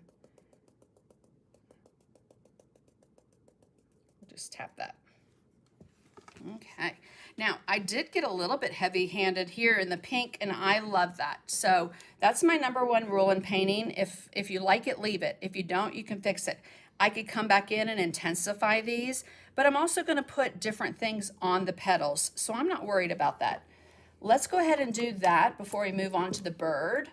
I'm going to use, you can use a small round brush, but having difficulty hearing what the question is that you're answering. Thank you, Christina. So I will make sure that I repeat the question as my husband asks me, because he's not mic'd. So I will definitely make sure that I repeat that. I think he probably answered that in the comments for you too. Okay, so this is just a 0 liner. You can use a round brush or a liner, whatever you're comfortable with. But I'm going to go ahead and load that up with some white. Just kind of roll that around. And I'm going to do a little, think of it like a daisy stroke or a comma stroke. So I'm going to start in the center, and I'm going to do 1, push, pull, lift, push, and these, think of parentheses. Okay, so let's hold that up so you can see it a little bit more. I'm going to touch, push, pull, slide, and lift. Touch, push, lift.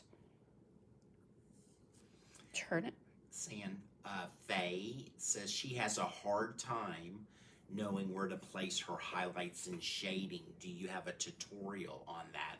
Or can you do a tutorial on that? Faye, I absolutely will. Yes, I will plan on doing that one. Not only a lesson here on YouTube, but also a lesson in our membership group, since I'm assuming that that is Faye Reed. Yes, Faye, I will do that in our group as well. It did take me a while to do that, to learn that. And I think painting in oils really helped me too, because that was really important and a focal point of, not a focal point, an important part of where my light source is coming from. It is in decorative painting as well. Mixed media, sometimes not as much. However, I think when we do those touches in mixed media, it takes it to another level. And then Peg follows up with that with when you are loading and blending your brush for your floats, is there a certain way to hold your brush? That's a good question too, Peg. Let me finish these little doodads and I will answer that by showing you. Okay, so again, just a little straight line in the center, push, pull, and as I'm pulling, I'm gradually lifting up on that pressure to get a nice thin little line. Think of commas, parentheses for those side lines there. So again, watch, push, pull, slide as you're lifting up on the pressure, push, pull, lift, push, pull, lift. And if it splits like that, my brush did, I don't care, I like that. So push, push, push. And again, very decorative, very whimsical, just adds another little layer and element to my flowers. Push, slide, lift, push, slide, lift, push, slide, lift. And I hear that in my head as I do it. So, see my little pinky over here? You might not be able to see it, but it's anchored so that I can move my hand. You don't want to anchor your wrist. This is your range of motion when your wrist is on the piece. You want to anchor your pinky and have more motion here. Okay. So a little bit of moisture in your brush just to get that paint to slide off and to move. Just going to speed up on these just a little bit. Push, pull, lift, push, pull, lift, push, pull, lift. Again, if you go over the Identipen, that's quite all right. Oops, right over my center. Hello. Too much paint. I like to turn my piece so that I'm pulling that brush. If you're pushing it, that doesn't work real great with a liner brush or a thin round brush. So, again, pulling it towards me, just like that, to get our flowers on, okay? Quick, simple, and easy. So when I go to float that color on to answer Peg's question, let me see. I'm trying to find my other piece. Yes, thank you. Okay. So when I load, let's do a little bit of that pink on the toe of the brush. I've got that loaded. So I try and hold it where I can see the toe of the brush. If I'm here, I have a hard time. See, I can't really see over my knuckle. So I like to hold it so my wrist is open to what it is that I'm painting. See how my wrist is open? Whereas if I do it here, my wrist is flat, okay? So if I have my wrist open, I can see where the toe of the brush is. I can float that color on. And then I turn it so I can constantly keep my wrist open and I can see the toe of that brush. Okay? Now, if I did it the other way, let me just show you. First off, for you guys on camera too, well, you're going to be able to see it. I don't feel like I have as much control over where that's going because my hand is pretty much down. Whereas when I have it more angled, open, I can see where that toe of the brush is going. Okay, hopefully that helps. So it might seem a little strange to do this, but if you're left-handed, actually you probably already do it because lefties a lot of times have to put their brush above so that they can pull that. But that really helps me to be able to see it and also keep my hand out of the shop for you guys to see it. So hopefully that helps. Letitia wants to know if a micron pen is similar to an Identipen. A micron pen, the permanent ones are waterproof.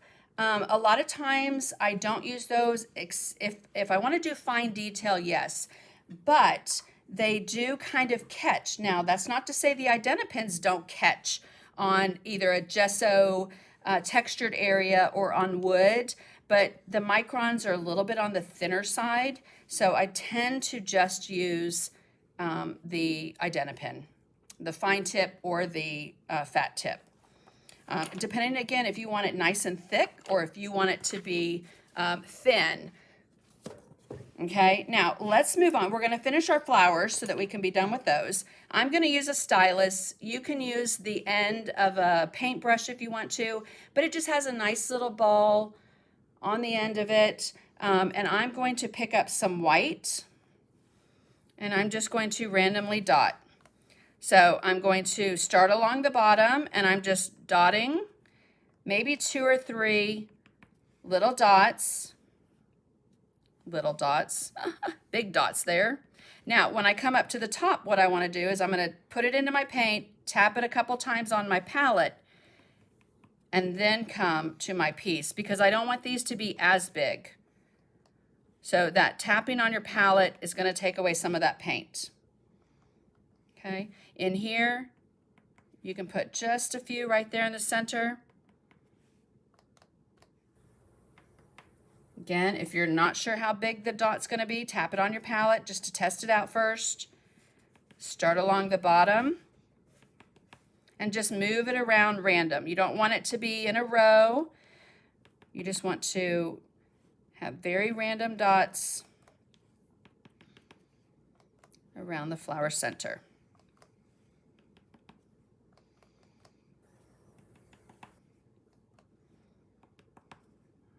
Okay. And we have one here.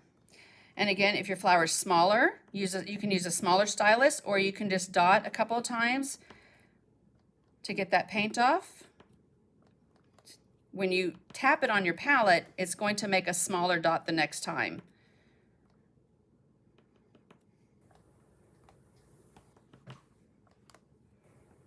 And this does have a nice little fine tip on the, could just flip it over, but right there, kind of give you an idea. Okay, those nice little soft dots, and then here, I'm gonna add a few more.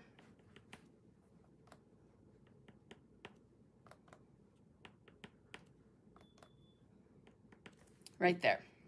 Okay.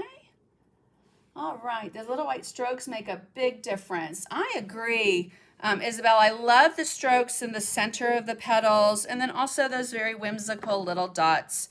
I do want to come back with that little round liner. Let me find that with a little bit of white. And I'm just going to do same stroke I did in the center of those petals. I'm just going to push, pull, and lift. Let's come down here. Push, pull, and lift. Just give a nice little highlight along the top of those flower centers. Same thing on the leaves. I'm not going to do every one of them because I'm anxious to get onto this bird. But I am just going to do a little highlight on that highlighted side of the leaf.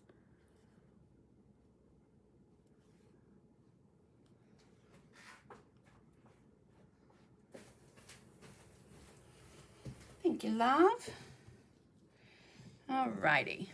So actually those are quick enough. I'll just throw those on.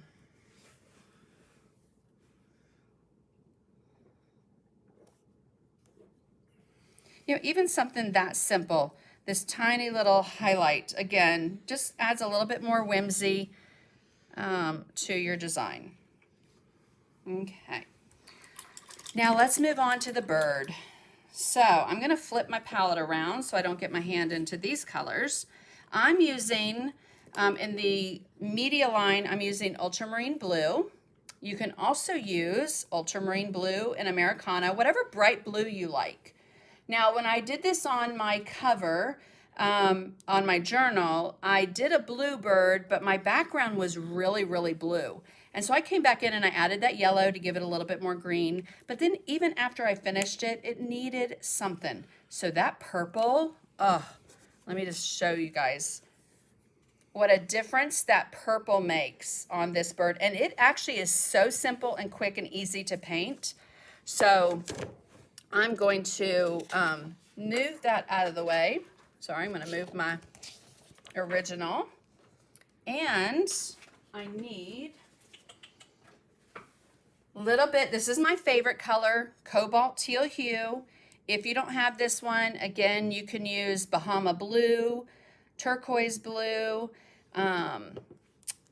Indian turquoise, you name it. You can, any of those that's your favorite. A little bit of, that's enough for all of us to be painting this. So, okay, and then I also need a little Doxine purple. So in the media line, Doxine purple, Doxine purple. Okay, get some of that. Oops, leaked right on my finger now. Okay, I'm gonna get my 3/8 angle. Cheesy Puff, what a cute name. You had to switch to your palette to make some changes on setup.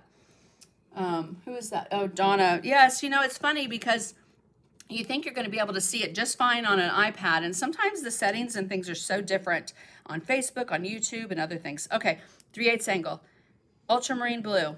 I'm going to pick it up just on the toe. I want to control where this paint goes. So I'm going to come in right along the top of his head and the beak.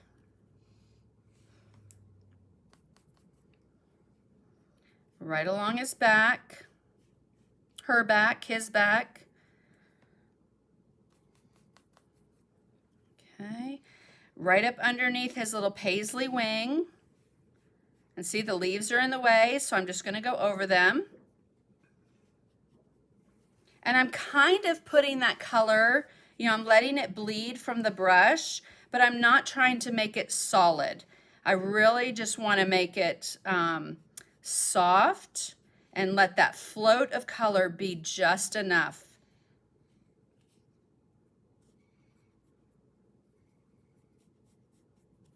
Okay, come back.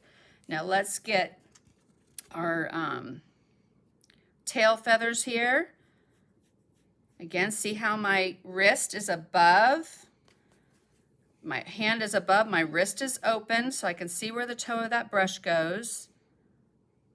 Those are great questions. I think it was Peg that asked that question, right, babe? That, you know, when a lot of times when I do it, I don't even think about it.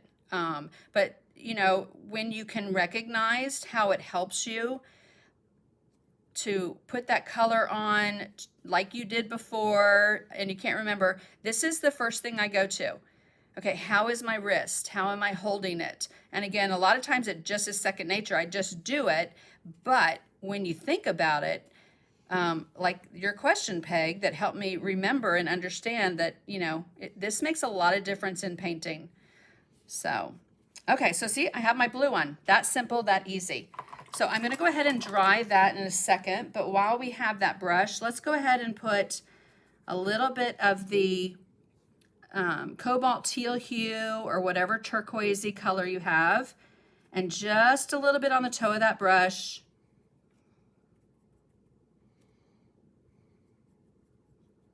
Kind of get that right in there. I'm not worried about the rim because I'm going to come back and put some purple and some blue on there. So with my little liner brush, because I can't really get in there with that angle. You could if you have a little 1/8 angle. Could I find mine today? No. Kind of get that on there. And let's go ahead and do his beak, just to go ahead and get it painted in. So, Americana colors, bright yellow, you can use yellow light, saffron yellow, one of my absolute favorite colors in the Americana line, and then, oop, that's the wrong yellow. Let me grab, ooh, reach back here. Thank goodness my paint's right behind me. Hansa yellow light, get a little bit of that out. And again, the tiniest dot. Let's get that paint from the top of the bottle. Need just a little. Okay, I try not to squeeze it too hard, and again, have enough there for all of us. A little bit of Diary Light yellow. So in the media line, Diary Light yellow. Very similar. It's a little bit more on the orange side than the saffron yellow, but pretty good substitute. Okay, I know this color is so hard to come by. And then because I have the angle, I'm just going to use that. Paint that in. Since I already base coated him in with white, that's going to show up really nicely. Let it completely dry. And I'm just going to touch it so it'll dry. Saffron or Diary Light yellow right at the base. So that toe of that brush is right at the base of that beak. and on the bottom. Okay, and that also gets a little highlight of white along the top. And the little line, the little identipin in there, that's exactly what I'm going to leave as my center beak line. Okay.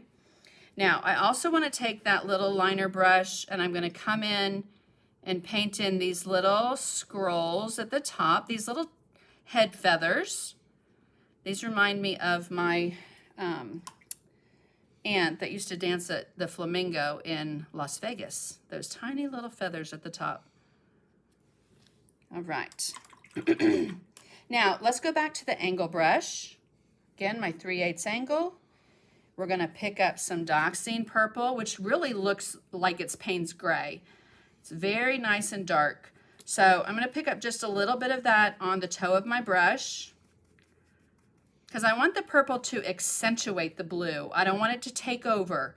And Dioxine purple is such a strong color, it can. So notice how I started to blend it and then I walked away from that puddle. Hopefully you can see that on the right-hand side of the screen, where I walked that right away from that puddle just to get a little bit less of that color.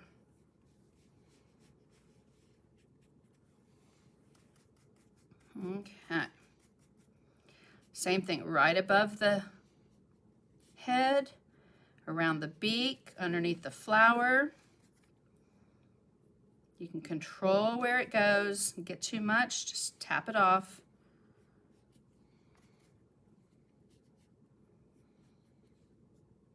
Just love the way that it really just helps that blue. Oops, paint on my paper towel there. Will you give me one of those, darling? That's,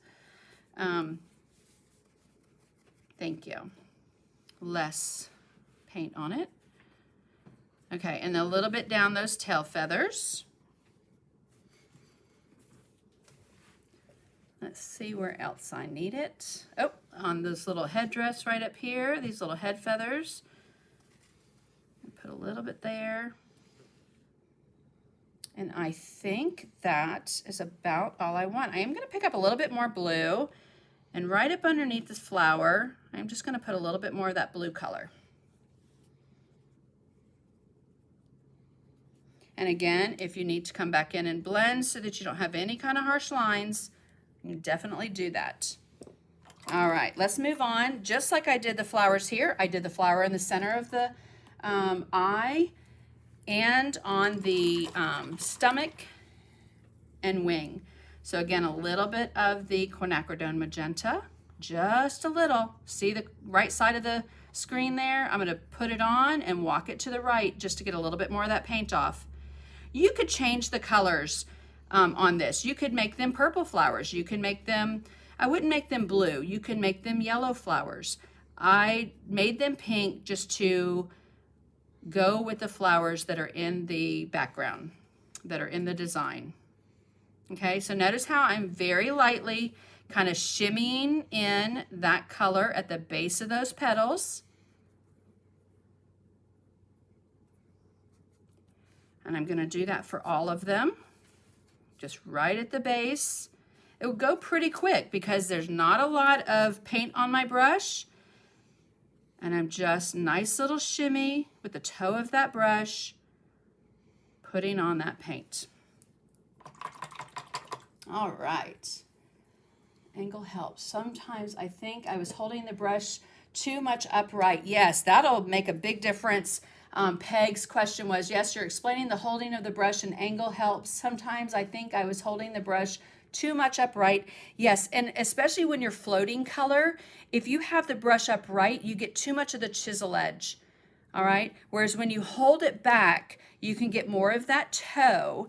The other thing that's very helpful is being able to see it. So moving your hand and loosening up your grip on your brush. That's another thing I can't stress enough. If you've got a death grip on that brush and your fingers are white or turning purple, you need to let go and loosen up. In fact, I constantly do this in my fingers. I twirl my brush. That reminds me to loosen up. When you're loose in your brush holding, you'll be able to loosely float that color on. When you're very tight, it's going to be very rigid and tight here. It's hard to move your hand when you're holding your brush really, really tight. Okay? Okay, so see how easy, quick that pink went on. I'm going to pick up a little bit of sap green. I think I still have that on my palette here. Again, just a little bit of green at the base. You can use plantation pine. These are tiny, so I didn't worry about base coating those with the Hauser light green. You certainly could if you wanted to. But sap green at the base, then I will come back with the Hauser light green and white. Work that in on the toe of my brush. Hopefully you can see that on the right-hand side of your screen. And then again, right along that top of that leaf, I'm just going to bring in that lighter color.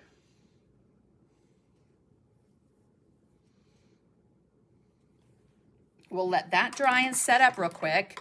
And with my liner brush, I'm going to come in with sap green. Excuse me, I said the wrong color. I'm going to come in with the Hauser light green and go around this circle that goes in the center of the flower around the eyeball. Also around that center, and I just did the whole center as you saw there. Just fill in, I can still see my line, but both circles. Okay, rinse my brush. Before I do the eyeball, little bit of white, touch, pull, touch, pull. And when you pull, touch, pull, no pressure. Okay, so do I need to zoom in a little bit on that so you can see it closer? Let me know. Touch and pull. So if your pink's still a little wet, your white might sink into your pink a little. If it is, you can just come back in when your pink is dry and add another little touch. Again, I like to pull, bless you, I like to pull that brush toward me. Okay, now rinse that out. You can use black, you can use Payne's Gray. I'm going to use Payne's Gray since I have it on my palette. And I'm just going to paint in his little eye. Let it dry. Oh, look how cute he is, starting to come together. All right. So, on the other circles, I'm going to pick up a little tiny touch of white and sour apple. That brighter green. And I'm just going to go around that outer little circle to brighten that up. I'm going to take some of that sour apple and I'm going to put a little bit of it on the top of the leaves. Again, they're so tiny. See, I'm just touching it with my finger to soften it out, but I want to brighten this. You don't want to use your finger. Use your little mop brush.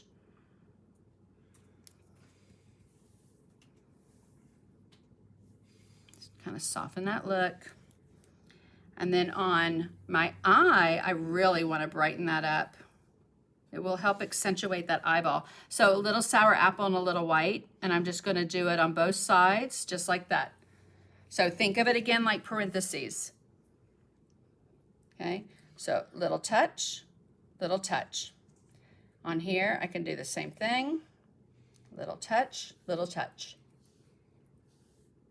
Okay, now, on the flower centers, I do have a little dotting like I do on the big ones, but you need a smaller stylus. So, you know, you want one that's got a nice little small ball on there, or a very tiny, get that in focus there, tinier brush handle, or a toothpick works great too.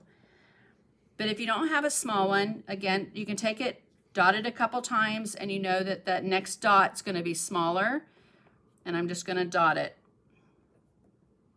a couple of times on the back side of his eye, that green circle, and then once on his eye, right there. Okay, just give a nice little highlight right there on his eye. Some more white. Dot off a couple times. You can make these white, you can make them yellow. My white has a little bit of green in it, so it is looking kind of that green yellow. Just like that. Those also need a tiny little highlight, these leaves, a little highlight of white.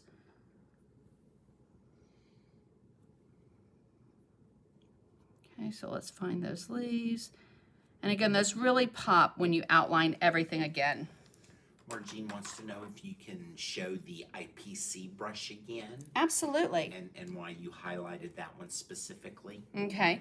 So, Margine, because I like to use it as a mop brush. So this is the medium. They have a small, medium, and large. Not sure if they have an extra large. I think small, medium, large. But it's almost like a deer foot without an angle. Okay. It's nice and soft. So you can see how much I've pounced today and how little paint is on it because I'm not pushing hard, but I do like to softly blend by tapping that flat, soft bristle to soften out my strokes. Okay, so IPC, fantastic brush line, great for mixed media. And again, if you've got a mop brush, by all means, use a mop brush. Okay, so let's go to our white on my liner brush. Get a little bit of water. Okay. And I'm going to highlight these little top feathers. Again, touch and pull. Notice how I'm pulling without any pressure. Touch, that's where my pressure comes, and then I pull it. Too much, simply wipe it off. I don't want it that big. Okay. Now, when you get into these strokes, same thing. Think of it like we did on the petals. A daisy stroke, a comma stroke. I'm going to touch, pull, lift. Touch, pull, lift. These nice little scroll strokes. So let me turn that. Again, having my wrist so I can see my brush. Touch, pull, slide to the tip and lift. Touch, pull, lift. I have, where else do I have those? I have one here to kind of accentuate that wing. Touch, pull, lift. And on this side, also on the tail feathers and the wing, I'm going to do some dip dots. And let's see, we've got one more little stroke right along here. Touch, pull. Oops, need a little bit more paint. I think this brush has seen better days. It's splitting on me. And that's my bad because I left it in my water basin yesterday. Chris wants to know, speaking of stencil brushes, where do you get those stencil brushes that have the longer bristles in the middle? Good question. So these stencil brushes I carry on my website. It's the Stencil Pro. So fantastic bristle in these. In fact, I'll let you know, if you don't put too much paint on it and you take the tip and use some hand sanitizer and wash it, dry it off, when it evaporates, you can use this for another color. So I have a 3-piece, the 5/8, the 3/4, and the 1-inch Stencil Pro brush on my website for $22. It's a 3-piece set. Otherwise, you're talking, I think, $10 to $15, somewhere around there per brush. 8 for the smaller ones, 6, things like that. But for the 3-piece that I have, 5/8, 3/4, and 1-inch, I have those on my website under the Dynasty Brush tab. Great question. Okay, so on my little flower here, I notice I did not do, and if these are too tiny, you can always come in with the stylus and do a little dot, okay? But I am going to come back with my stylus now and do along the tail. I'm going to put one and then gradually get smaller as I go down. Now, see what I did there? I used the side of the stylus. A stylus is different. If you want that round dot, you want to stick the tip of that stylus down. Okay, using the sides not going to give you a round circle. It's going to give you half of a circle sometimes. Oops, I'm going to take some paint from there.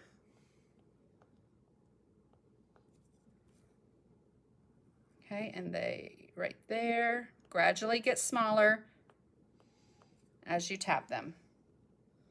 That always mesmerized me. I thought that was so cool that the more you tapped it, the smaller the dot got. It's like magic. Now this one's very tiny, so of course I want to tap it off on my palette a couple times because I don't want that top dot to be as big as that one. Okay.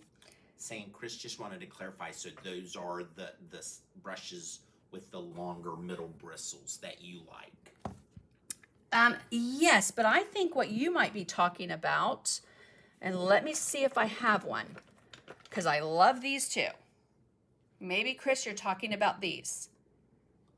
Okay, if you're talking about these are also made by Dynasty, but it is specifically made, Tracy Moreau designed those, if I'm not mistaken, her name's on them, and they have longer bristles on the top. Now, the difference between those two brushes, again, great stencil brushes, these come out a little bit further. Those will get into all the little intricate details of a very detailed stencil, okay? Or something that's like your background's textured. This will help get that into all those little spaces. And Tracy, she has these on her website, and they come in, oh my goodness, I want to say 3-4 different sizes, all the way from this size down to a very tiny, tiny one. Might even be 5 sizes, but you can find those on Tracy Moreau's website, all right? So, but these do have a little bit longer bristle than what I used to use, which was a coarse bristle, and these have become my favorite. I like the way they clean. I like clean up after using. I like how I can go right to the next color using a little hand sanitizer, and you don't immerse it in water or anything until you're completely done. Rinse it out, wash it out, and you're done. And they're clean and good to go for the next time. All right, so let's go back to our little details. I have a couple little on the wing here.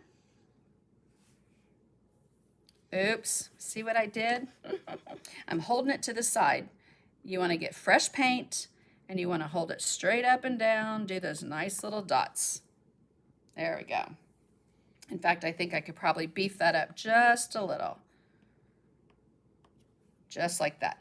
And then almost like on his neckline, I just did a little decorative something, and I thought this would be pretty to put a little highlight of white.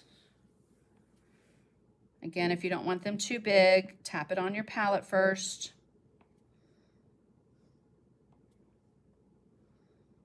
And I'm just doing that on the open part, every other one. All right. Now, again, those flowers, everything will pop even more when we outline them with the Identipen, and I'll show you that on my finished one. But what I do want to show you before we move on to the words is I did my yellow background after I painted my entire design on my cover. And one thing I loved that happened was when I put on the yellow, it got on the flowers. So see how that white got a little bit of that yellow paint? Again, I loved it, so I had to recreate it. And I'm going to go back again. You can use your regular Americana, but you want to thin it down really nicely with some medium or water. I'm going to take a little bit of that yellow out onto my palette. Don't need much. And I'm just going to use a small, this is a number 4 shader, little flat brush. I'm just going to get that wet. Pick up the tiniest touch of that yellow.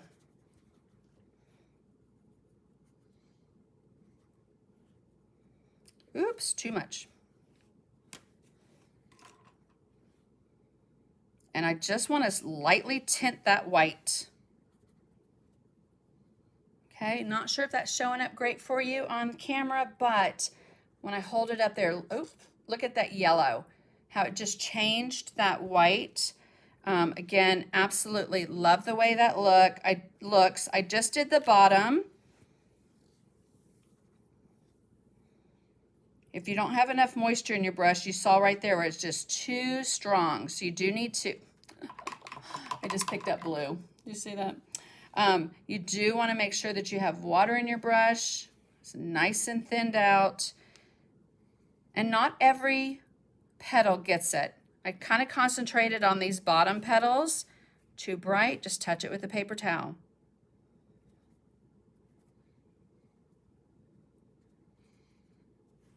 So you can do the same thing with the leaves. If your leaves need a kick of color, or your center needs a kick of color, you can bring in some of that yellow.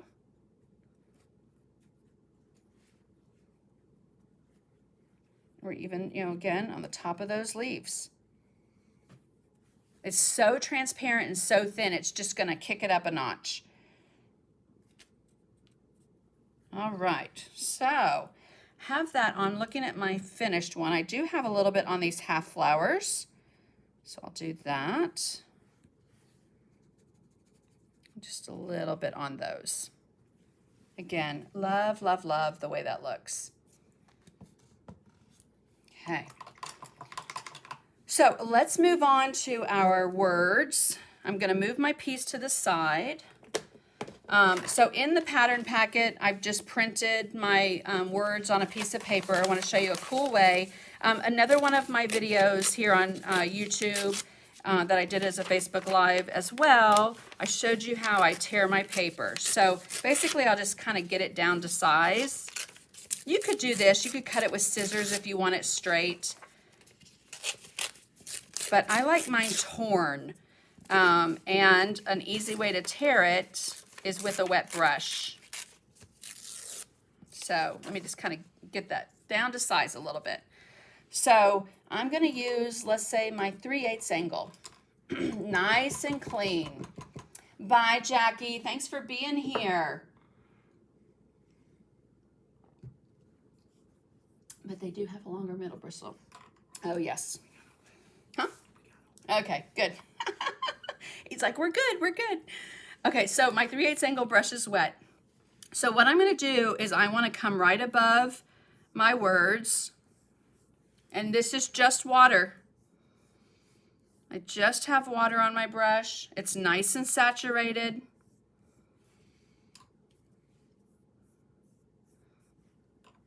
I'm not going to tear all of them because I already have them done, just to save a little bit of time. I'm just kind of going above and below the words. Now, if I did all three, it would dry before I got here, right? So I'm going to do trust your.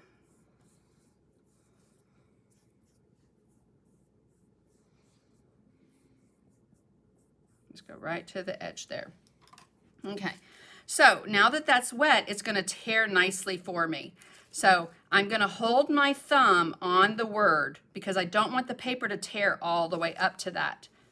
So I'm just going to tear that paper. Again, thumb on the word.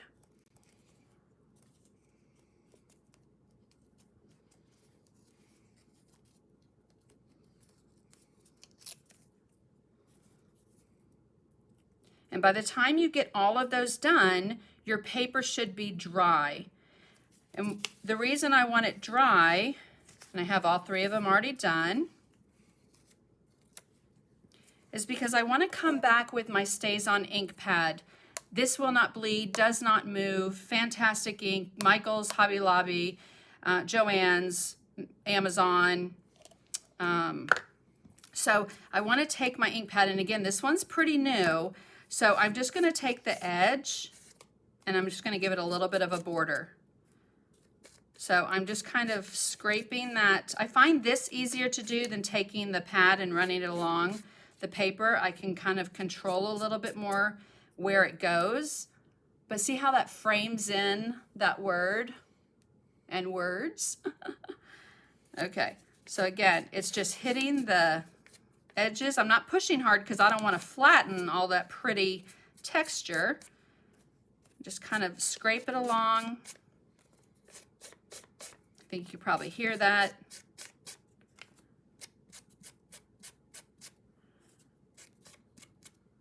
Okay, and again, just love the look that gives that edge.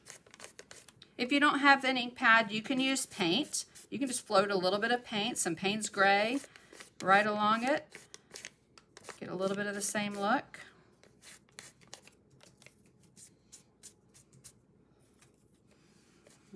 Okay. So, move that to the side. Bring our piece back. Always a good idea to lay it out, decide where it's going to go before you start putting any medium down. Well,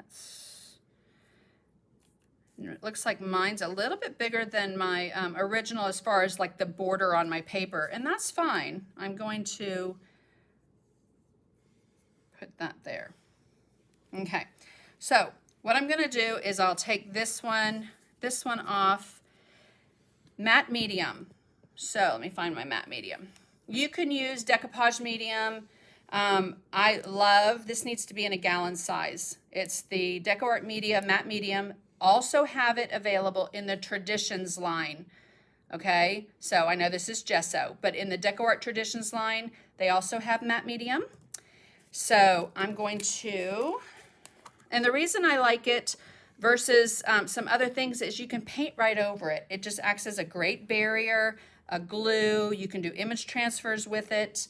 It's just a great product. So let me find, well, I'm just going to use this quarter or this half-inch angle since that's what I have handy. And then also my spritzer bottle. I learned this from my friend Mark Montano. If you take your paper and you spritz it with a little water, it will relax it. And since I'm here, I'm just going to go ahead and do that. It relaxes that paper. I'm going to load my brush up with matte medium. It dries completely matte. Not going to alter the background, not going to move that pen. And I'm just going to give it a nice little coat, smooth it out, lay my word in place, make sure it's straight. Hopefully that looks straight. It's a little too far over, so I want to move it. And I know my curl's there, but I can bring my curl back with my pen. I'm looking on camera to see if that's straight. I think that's pretty straight. Okay. Now, if you know, you don't eyeball it, you want it definitely straight, take a T-square, line it up, do a little bit of a pencil line so that you know that you have it exactly where you want it. Once you get that on, nice thin layer of matte medium right over your words. Now, I printed this with an inkjet printer. My inkjet printer is, what is our inkjet printer? It's Epson or HP. It's an HP 92 something. 8720. 8720. He knows. An HP 8720 inkjet, printed it right off, and you see my ink is not bleeding. Your inkjet. Now, if you have a laser, you can do it on a laser printer. But if you're afraid it's going to bleed, this is what I recommend. Do one swipe, two at the most, leave it. You can come back and put another swipe, or you can use a workable fixative. Spray that on there. Again, I've been very surprised with this printer that I have not had to print my words off with my laser, that this ink somehow does not run.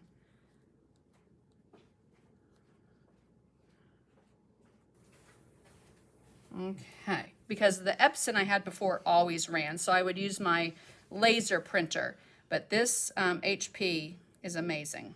Okay, so see, once I get all those on, let it completely dry. Let me put that to the side. I'm going to go ahead and hit it with the heat tool.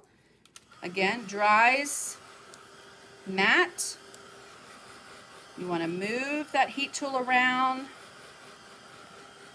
instead of drying it too fast. I think my truss drawer is a little slanted. There's a way to get that off too, guys, if you needed to. A little hand sanitizer, I know, because on my original, my sore was very crooked and I had to take it off. So I took a brush, came in, went over it with some hand sanitizer, let it sit for a minute, and it peeled right off. It tore a little bit, but I was able to get it off the surface. All right, we have 2 more things to do and we will be done. Appreciate you guys hanging in there with me. Bye, Donna Pulse. Thank you so much for being here. Okay, so I'm going to switch to a number 4. Let's find my number 4. Where did I put that? A little flat brush right there. Okay, actually it's over here. So a little 4 flat. You could use a number 6 if you wanted to, but I like this small number 4. So I'm going to leave it zoomed in for just a minute so that you can see what I'm going to do up here. I'm going to get that very wet. I'm going to pick up just a tiny touch of Payne's Gray and work that in. So tiny. I mean, like inky and tiny. Don't want a bunch of pigment in that. And the media paints are very pigmented. So see how inky that is? If you're afraid, take another piece of paper or even on the back of the surface and see how dark it is. That's quite dark, but I think I need that for the camera for you guys to be able to see it. But I'm going to show you a quick and easy way to paint some of these shadows in. So I want a shadow for my curly cues. That's dry. So let's go ahead and I'm going to continue my little curl right there. Okay. So with this, I'm going to come on this side of my curl and I'm going to paint that very inky, transparent Payne's Gray. Okay, to get that nice little shadow. Does that show up? Not sure if that's showing up enough. I might have to go a touch darker just because the lights. So right over here, I'll do the same thing. So I'm going to come right up underneath it, come right to the line, around, below, right on that little curl.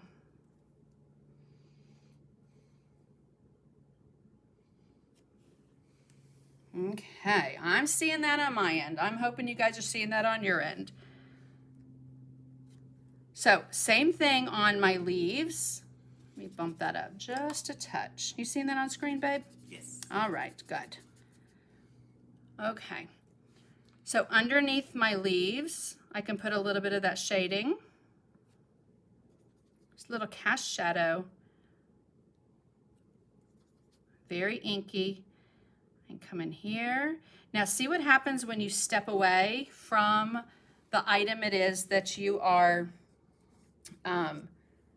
casting a shadow from. So like on my stem here, if I come here away from it, it almost makes it look like that branch is, well, it doesn't almost, it does. It makes it lifted up from that surface like it's casting that shadow down. Okay, I did that one a little bit more intense so that you can see it. But that doesn't mean that you can't go right up underneath it. And because this paint is so transparent and thin, if I mess it up, I can come back and fix it. If I go on top of my leaf, it's quite all right. You can do this with regular Americana, regular acrylics, using water in your brush, a little touch of paint. Okay, so I'm going to come around here, go below and below.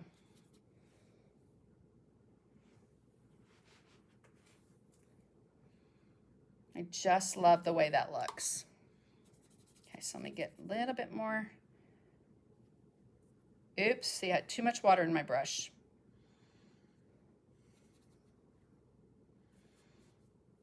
Intensify that one right there for you. Okay, back up here. See, I can go right over that leaf tip that's right there.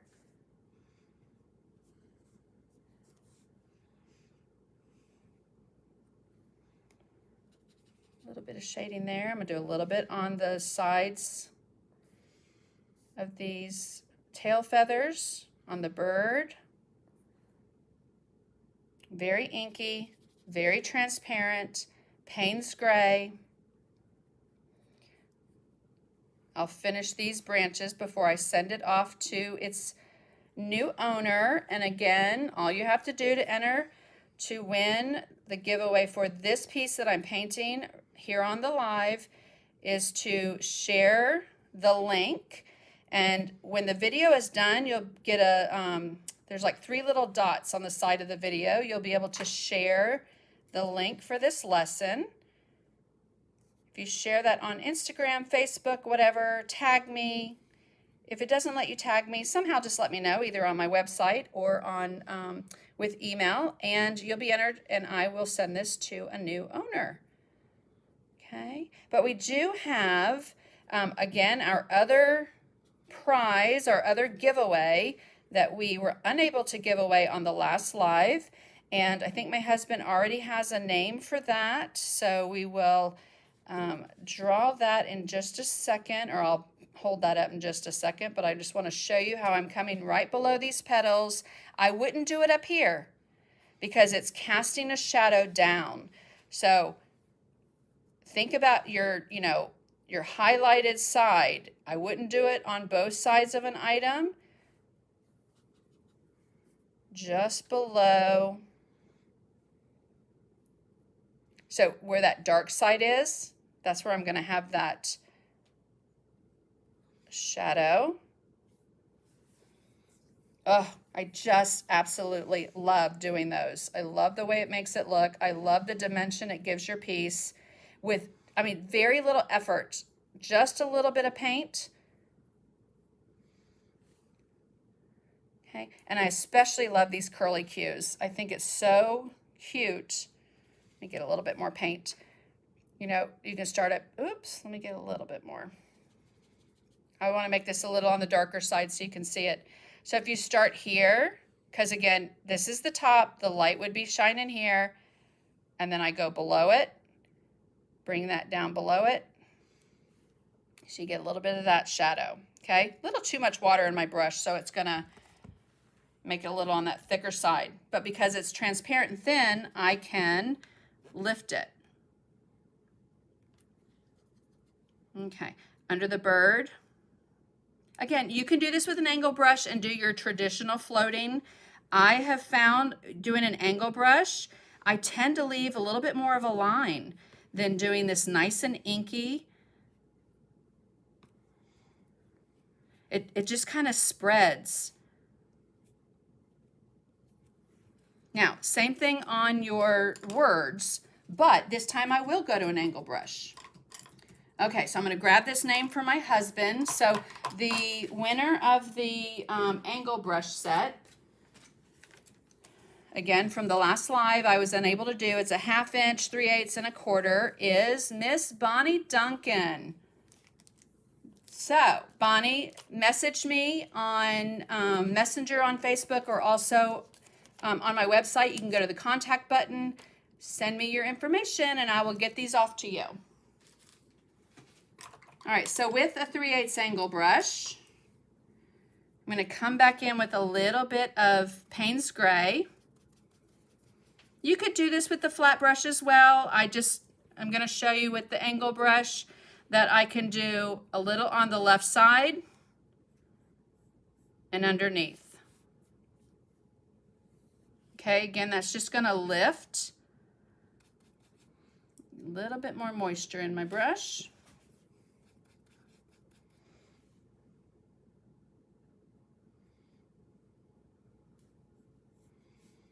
Lift those, that little piece of paper up and over.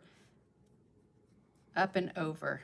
Doesn't do up and over, it does up and out. It brings it toward you. It's like it separates it from that background. All right, so just like that. Love, love, love. This one needs a little bit more. I always say don't be a wimpy shader. If you're not really seeing the effect, you need to bump that shadow up just a little bit more. Okay, so see how it just, it looks like the corner of that right by wings is lifted. Now the other thing I wanted to do, because I didn't want the white to stick out too much from the paper, I did come back in with my background colors. Put a little bit of that on my palette. Sandy, Chris wants you to confirm that's Joe Sonja's fast drying glazing medium. Yes, it is. I haven't used it today. I've been using water, but I tend to thin down my paint with the fast drying glaze. Fantastic stuff. She has a flow medium. And as you see, if you follow Tracy Moreau, she uses it all the time. Hooked me on it a couple years ago. And it's just a great product for thinning the paint. So a wet brush, I just came into a little bit of that yellow, and I'm just going to wash a little bit of that on, tiny little bit of that blue. And what that will do is it introduces those background colors so that the white paper doesn't just stick out. If you like the white paper, by all means, I leave it on some projects. On this one, I just wanted it to be a little bit more like it belonged to that background. Okay, and again, you just want these colors to blend, make a little bit of that green.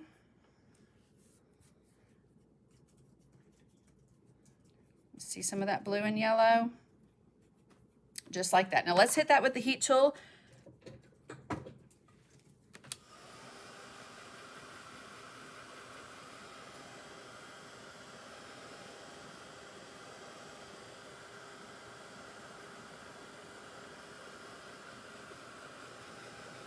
Okay.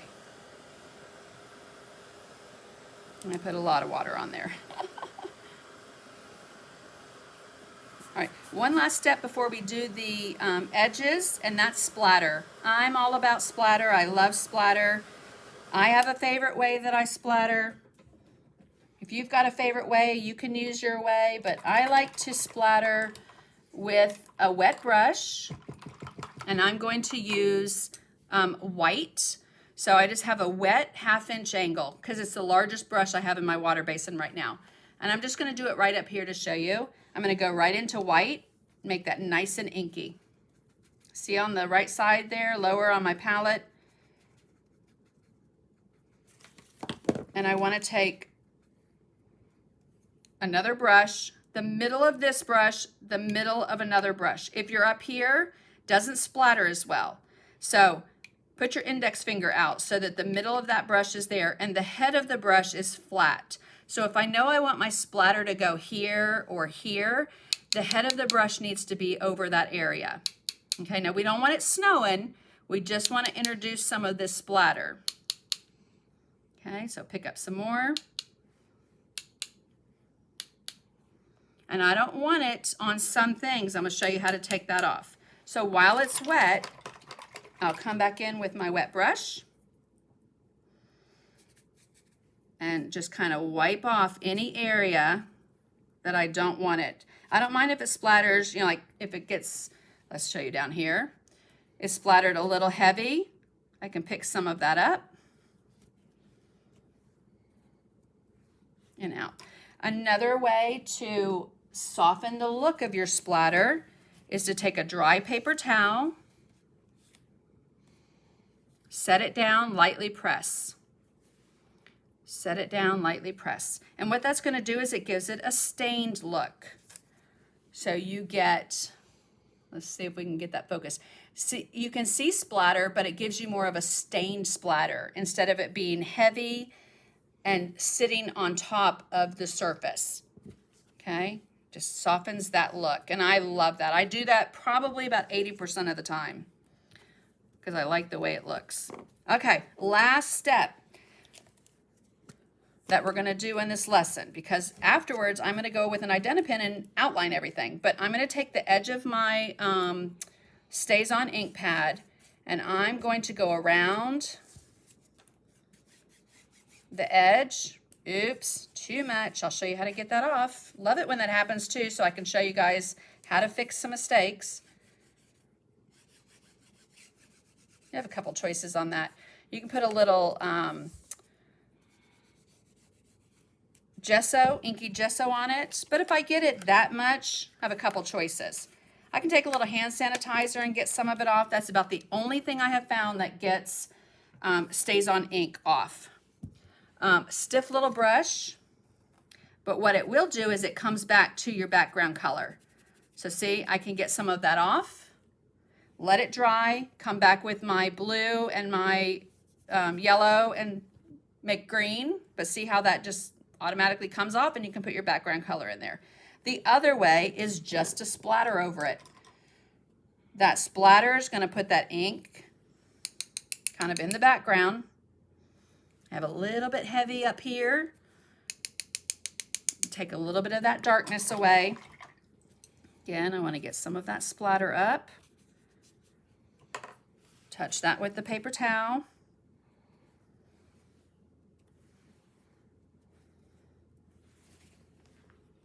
And leave it. I'm going to come out just a little bit.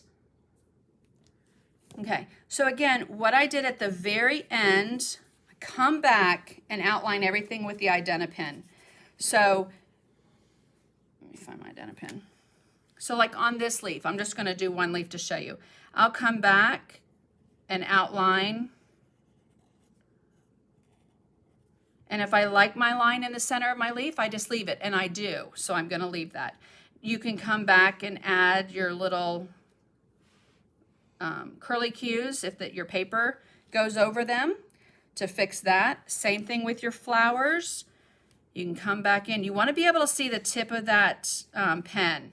Okay, so either again, like we did with our hand when we floated, have your wrist so that you can see. And I'm not pushing hard on the tip of my pen. It will make it nice and dull, which is not nice. It just doesn't work for much after that as far as detail. So I very lightly. These little details in here, I use the fine tip. So I'll come back in, outline my flower petals, which make those stand out. Same thing with my leaves. Okay, so easier to get in there with the finer tip, but I do like the boldness of the bigger tip for the other bits. Now, once that's completely 100% dry, almost every single project of mine, I like to finish with the DecoArt Media Soft Touch Varnish. They also have this in DuraClear. So you can find DuraClear, Hobby Lobby, Michaels, online, decoart.com. Again, those other places I shared with you that have some DecoArt product, and I'll share a thing at the very end here of some of my favorite suppliers. But it's a matte. Again, love the way this feels. Right over the pen, right over the ink, everything. You just want it 100% dry. And speaking of dry, if it's not dry to the touch, do not go over it with an Identipen, because once that gets wet, you've ruined the pen. It's too hard to bring it back. So ideal to let everything dry really, really well, come back and outline it, all the little bits. I'm just going to come back out in our finished one and outline everything. So, whew, thank you, honey, for answering questions for us. Appreciate it. Next time I'm going to have to mic him, huh? And he's like, he's very personable. The man never walks into a room and leaves, or has never met a stranger, let me say that. And typically leaves a room and has met everybody. He's just that personable and talkative and fun, and my biggest supporter and cheerleader, like I've said before. So anyway, I hope you guys enjoyed that lesson. Again, the e-packet is available on my website under what's new, but then also under the mixed media and acrylic packets, as well as some of the stencils. The stencil I used today, the stamps I used, have those on my website as well. And I hope you guys enjoyed this lesson. If you have any questions again that I didn't get to, I will go back and look at those. But again, appreciate my husband taking care of those and answering y'all's questions and reading them out when necessary. Thank you guys, greatly appreciate you. I'm gonna put up this other link with my suppliers and some of my favorite places to get product, and hope you guys can find it too. So have a great week. Get out those brushes, get out that paint, paint something, be creative. If nothing else, get some gesso and gesso something, because that's that first action, first start to your piece. So have a great day, guys. Thank you again so much for being here with me. Bye.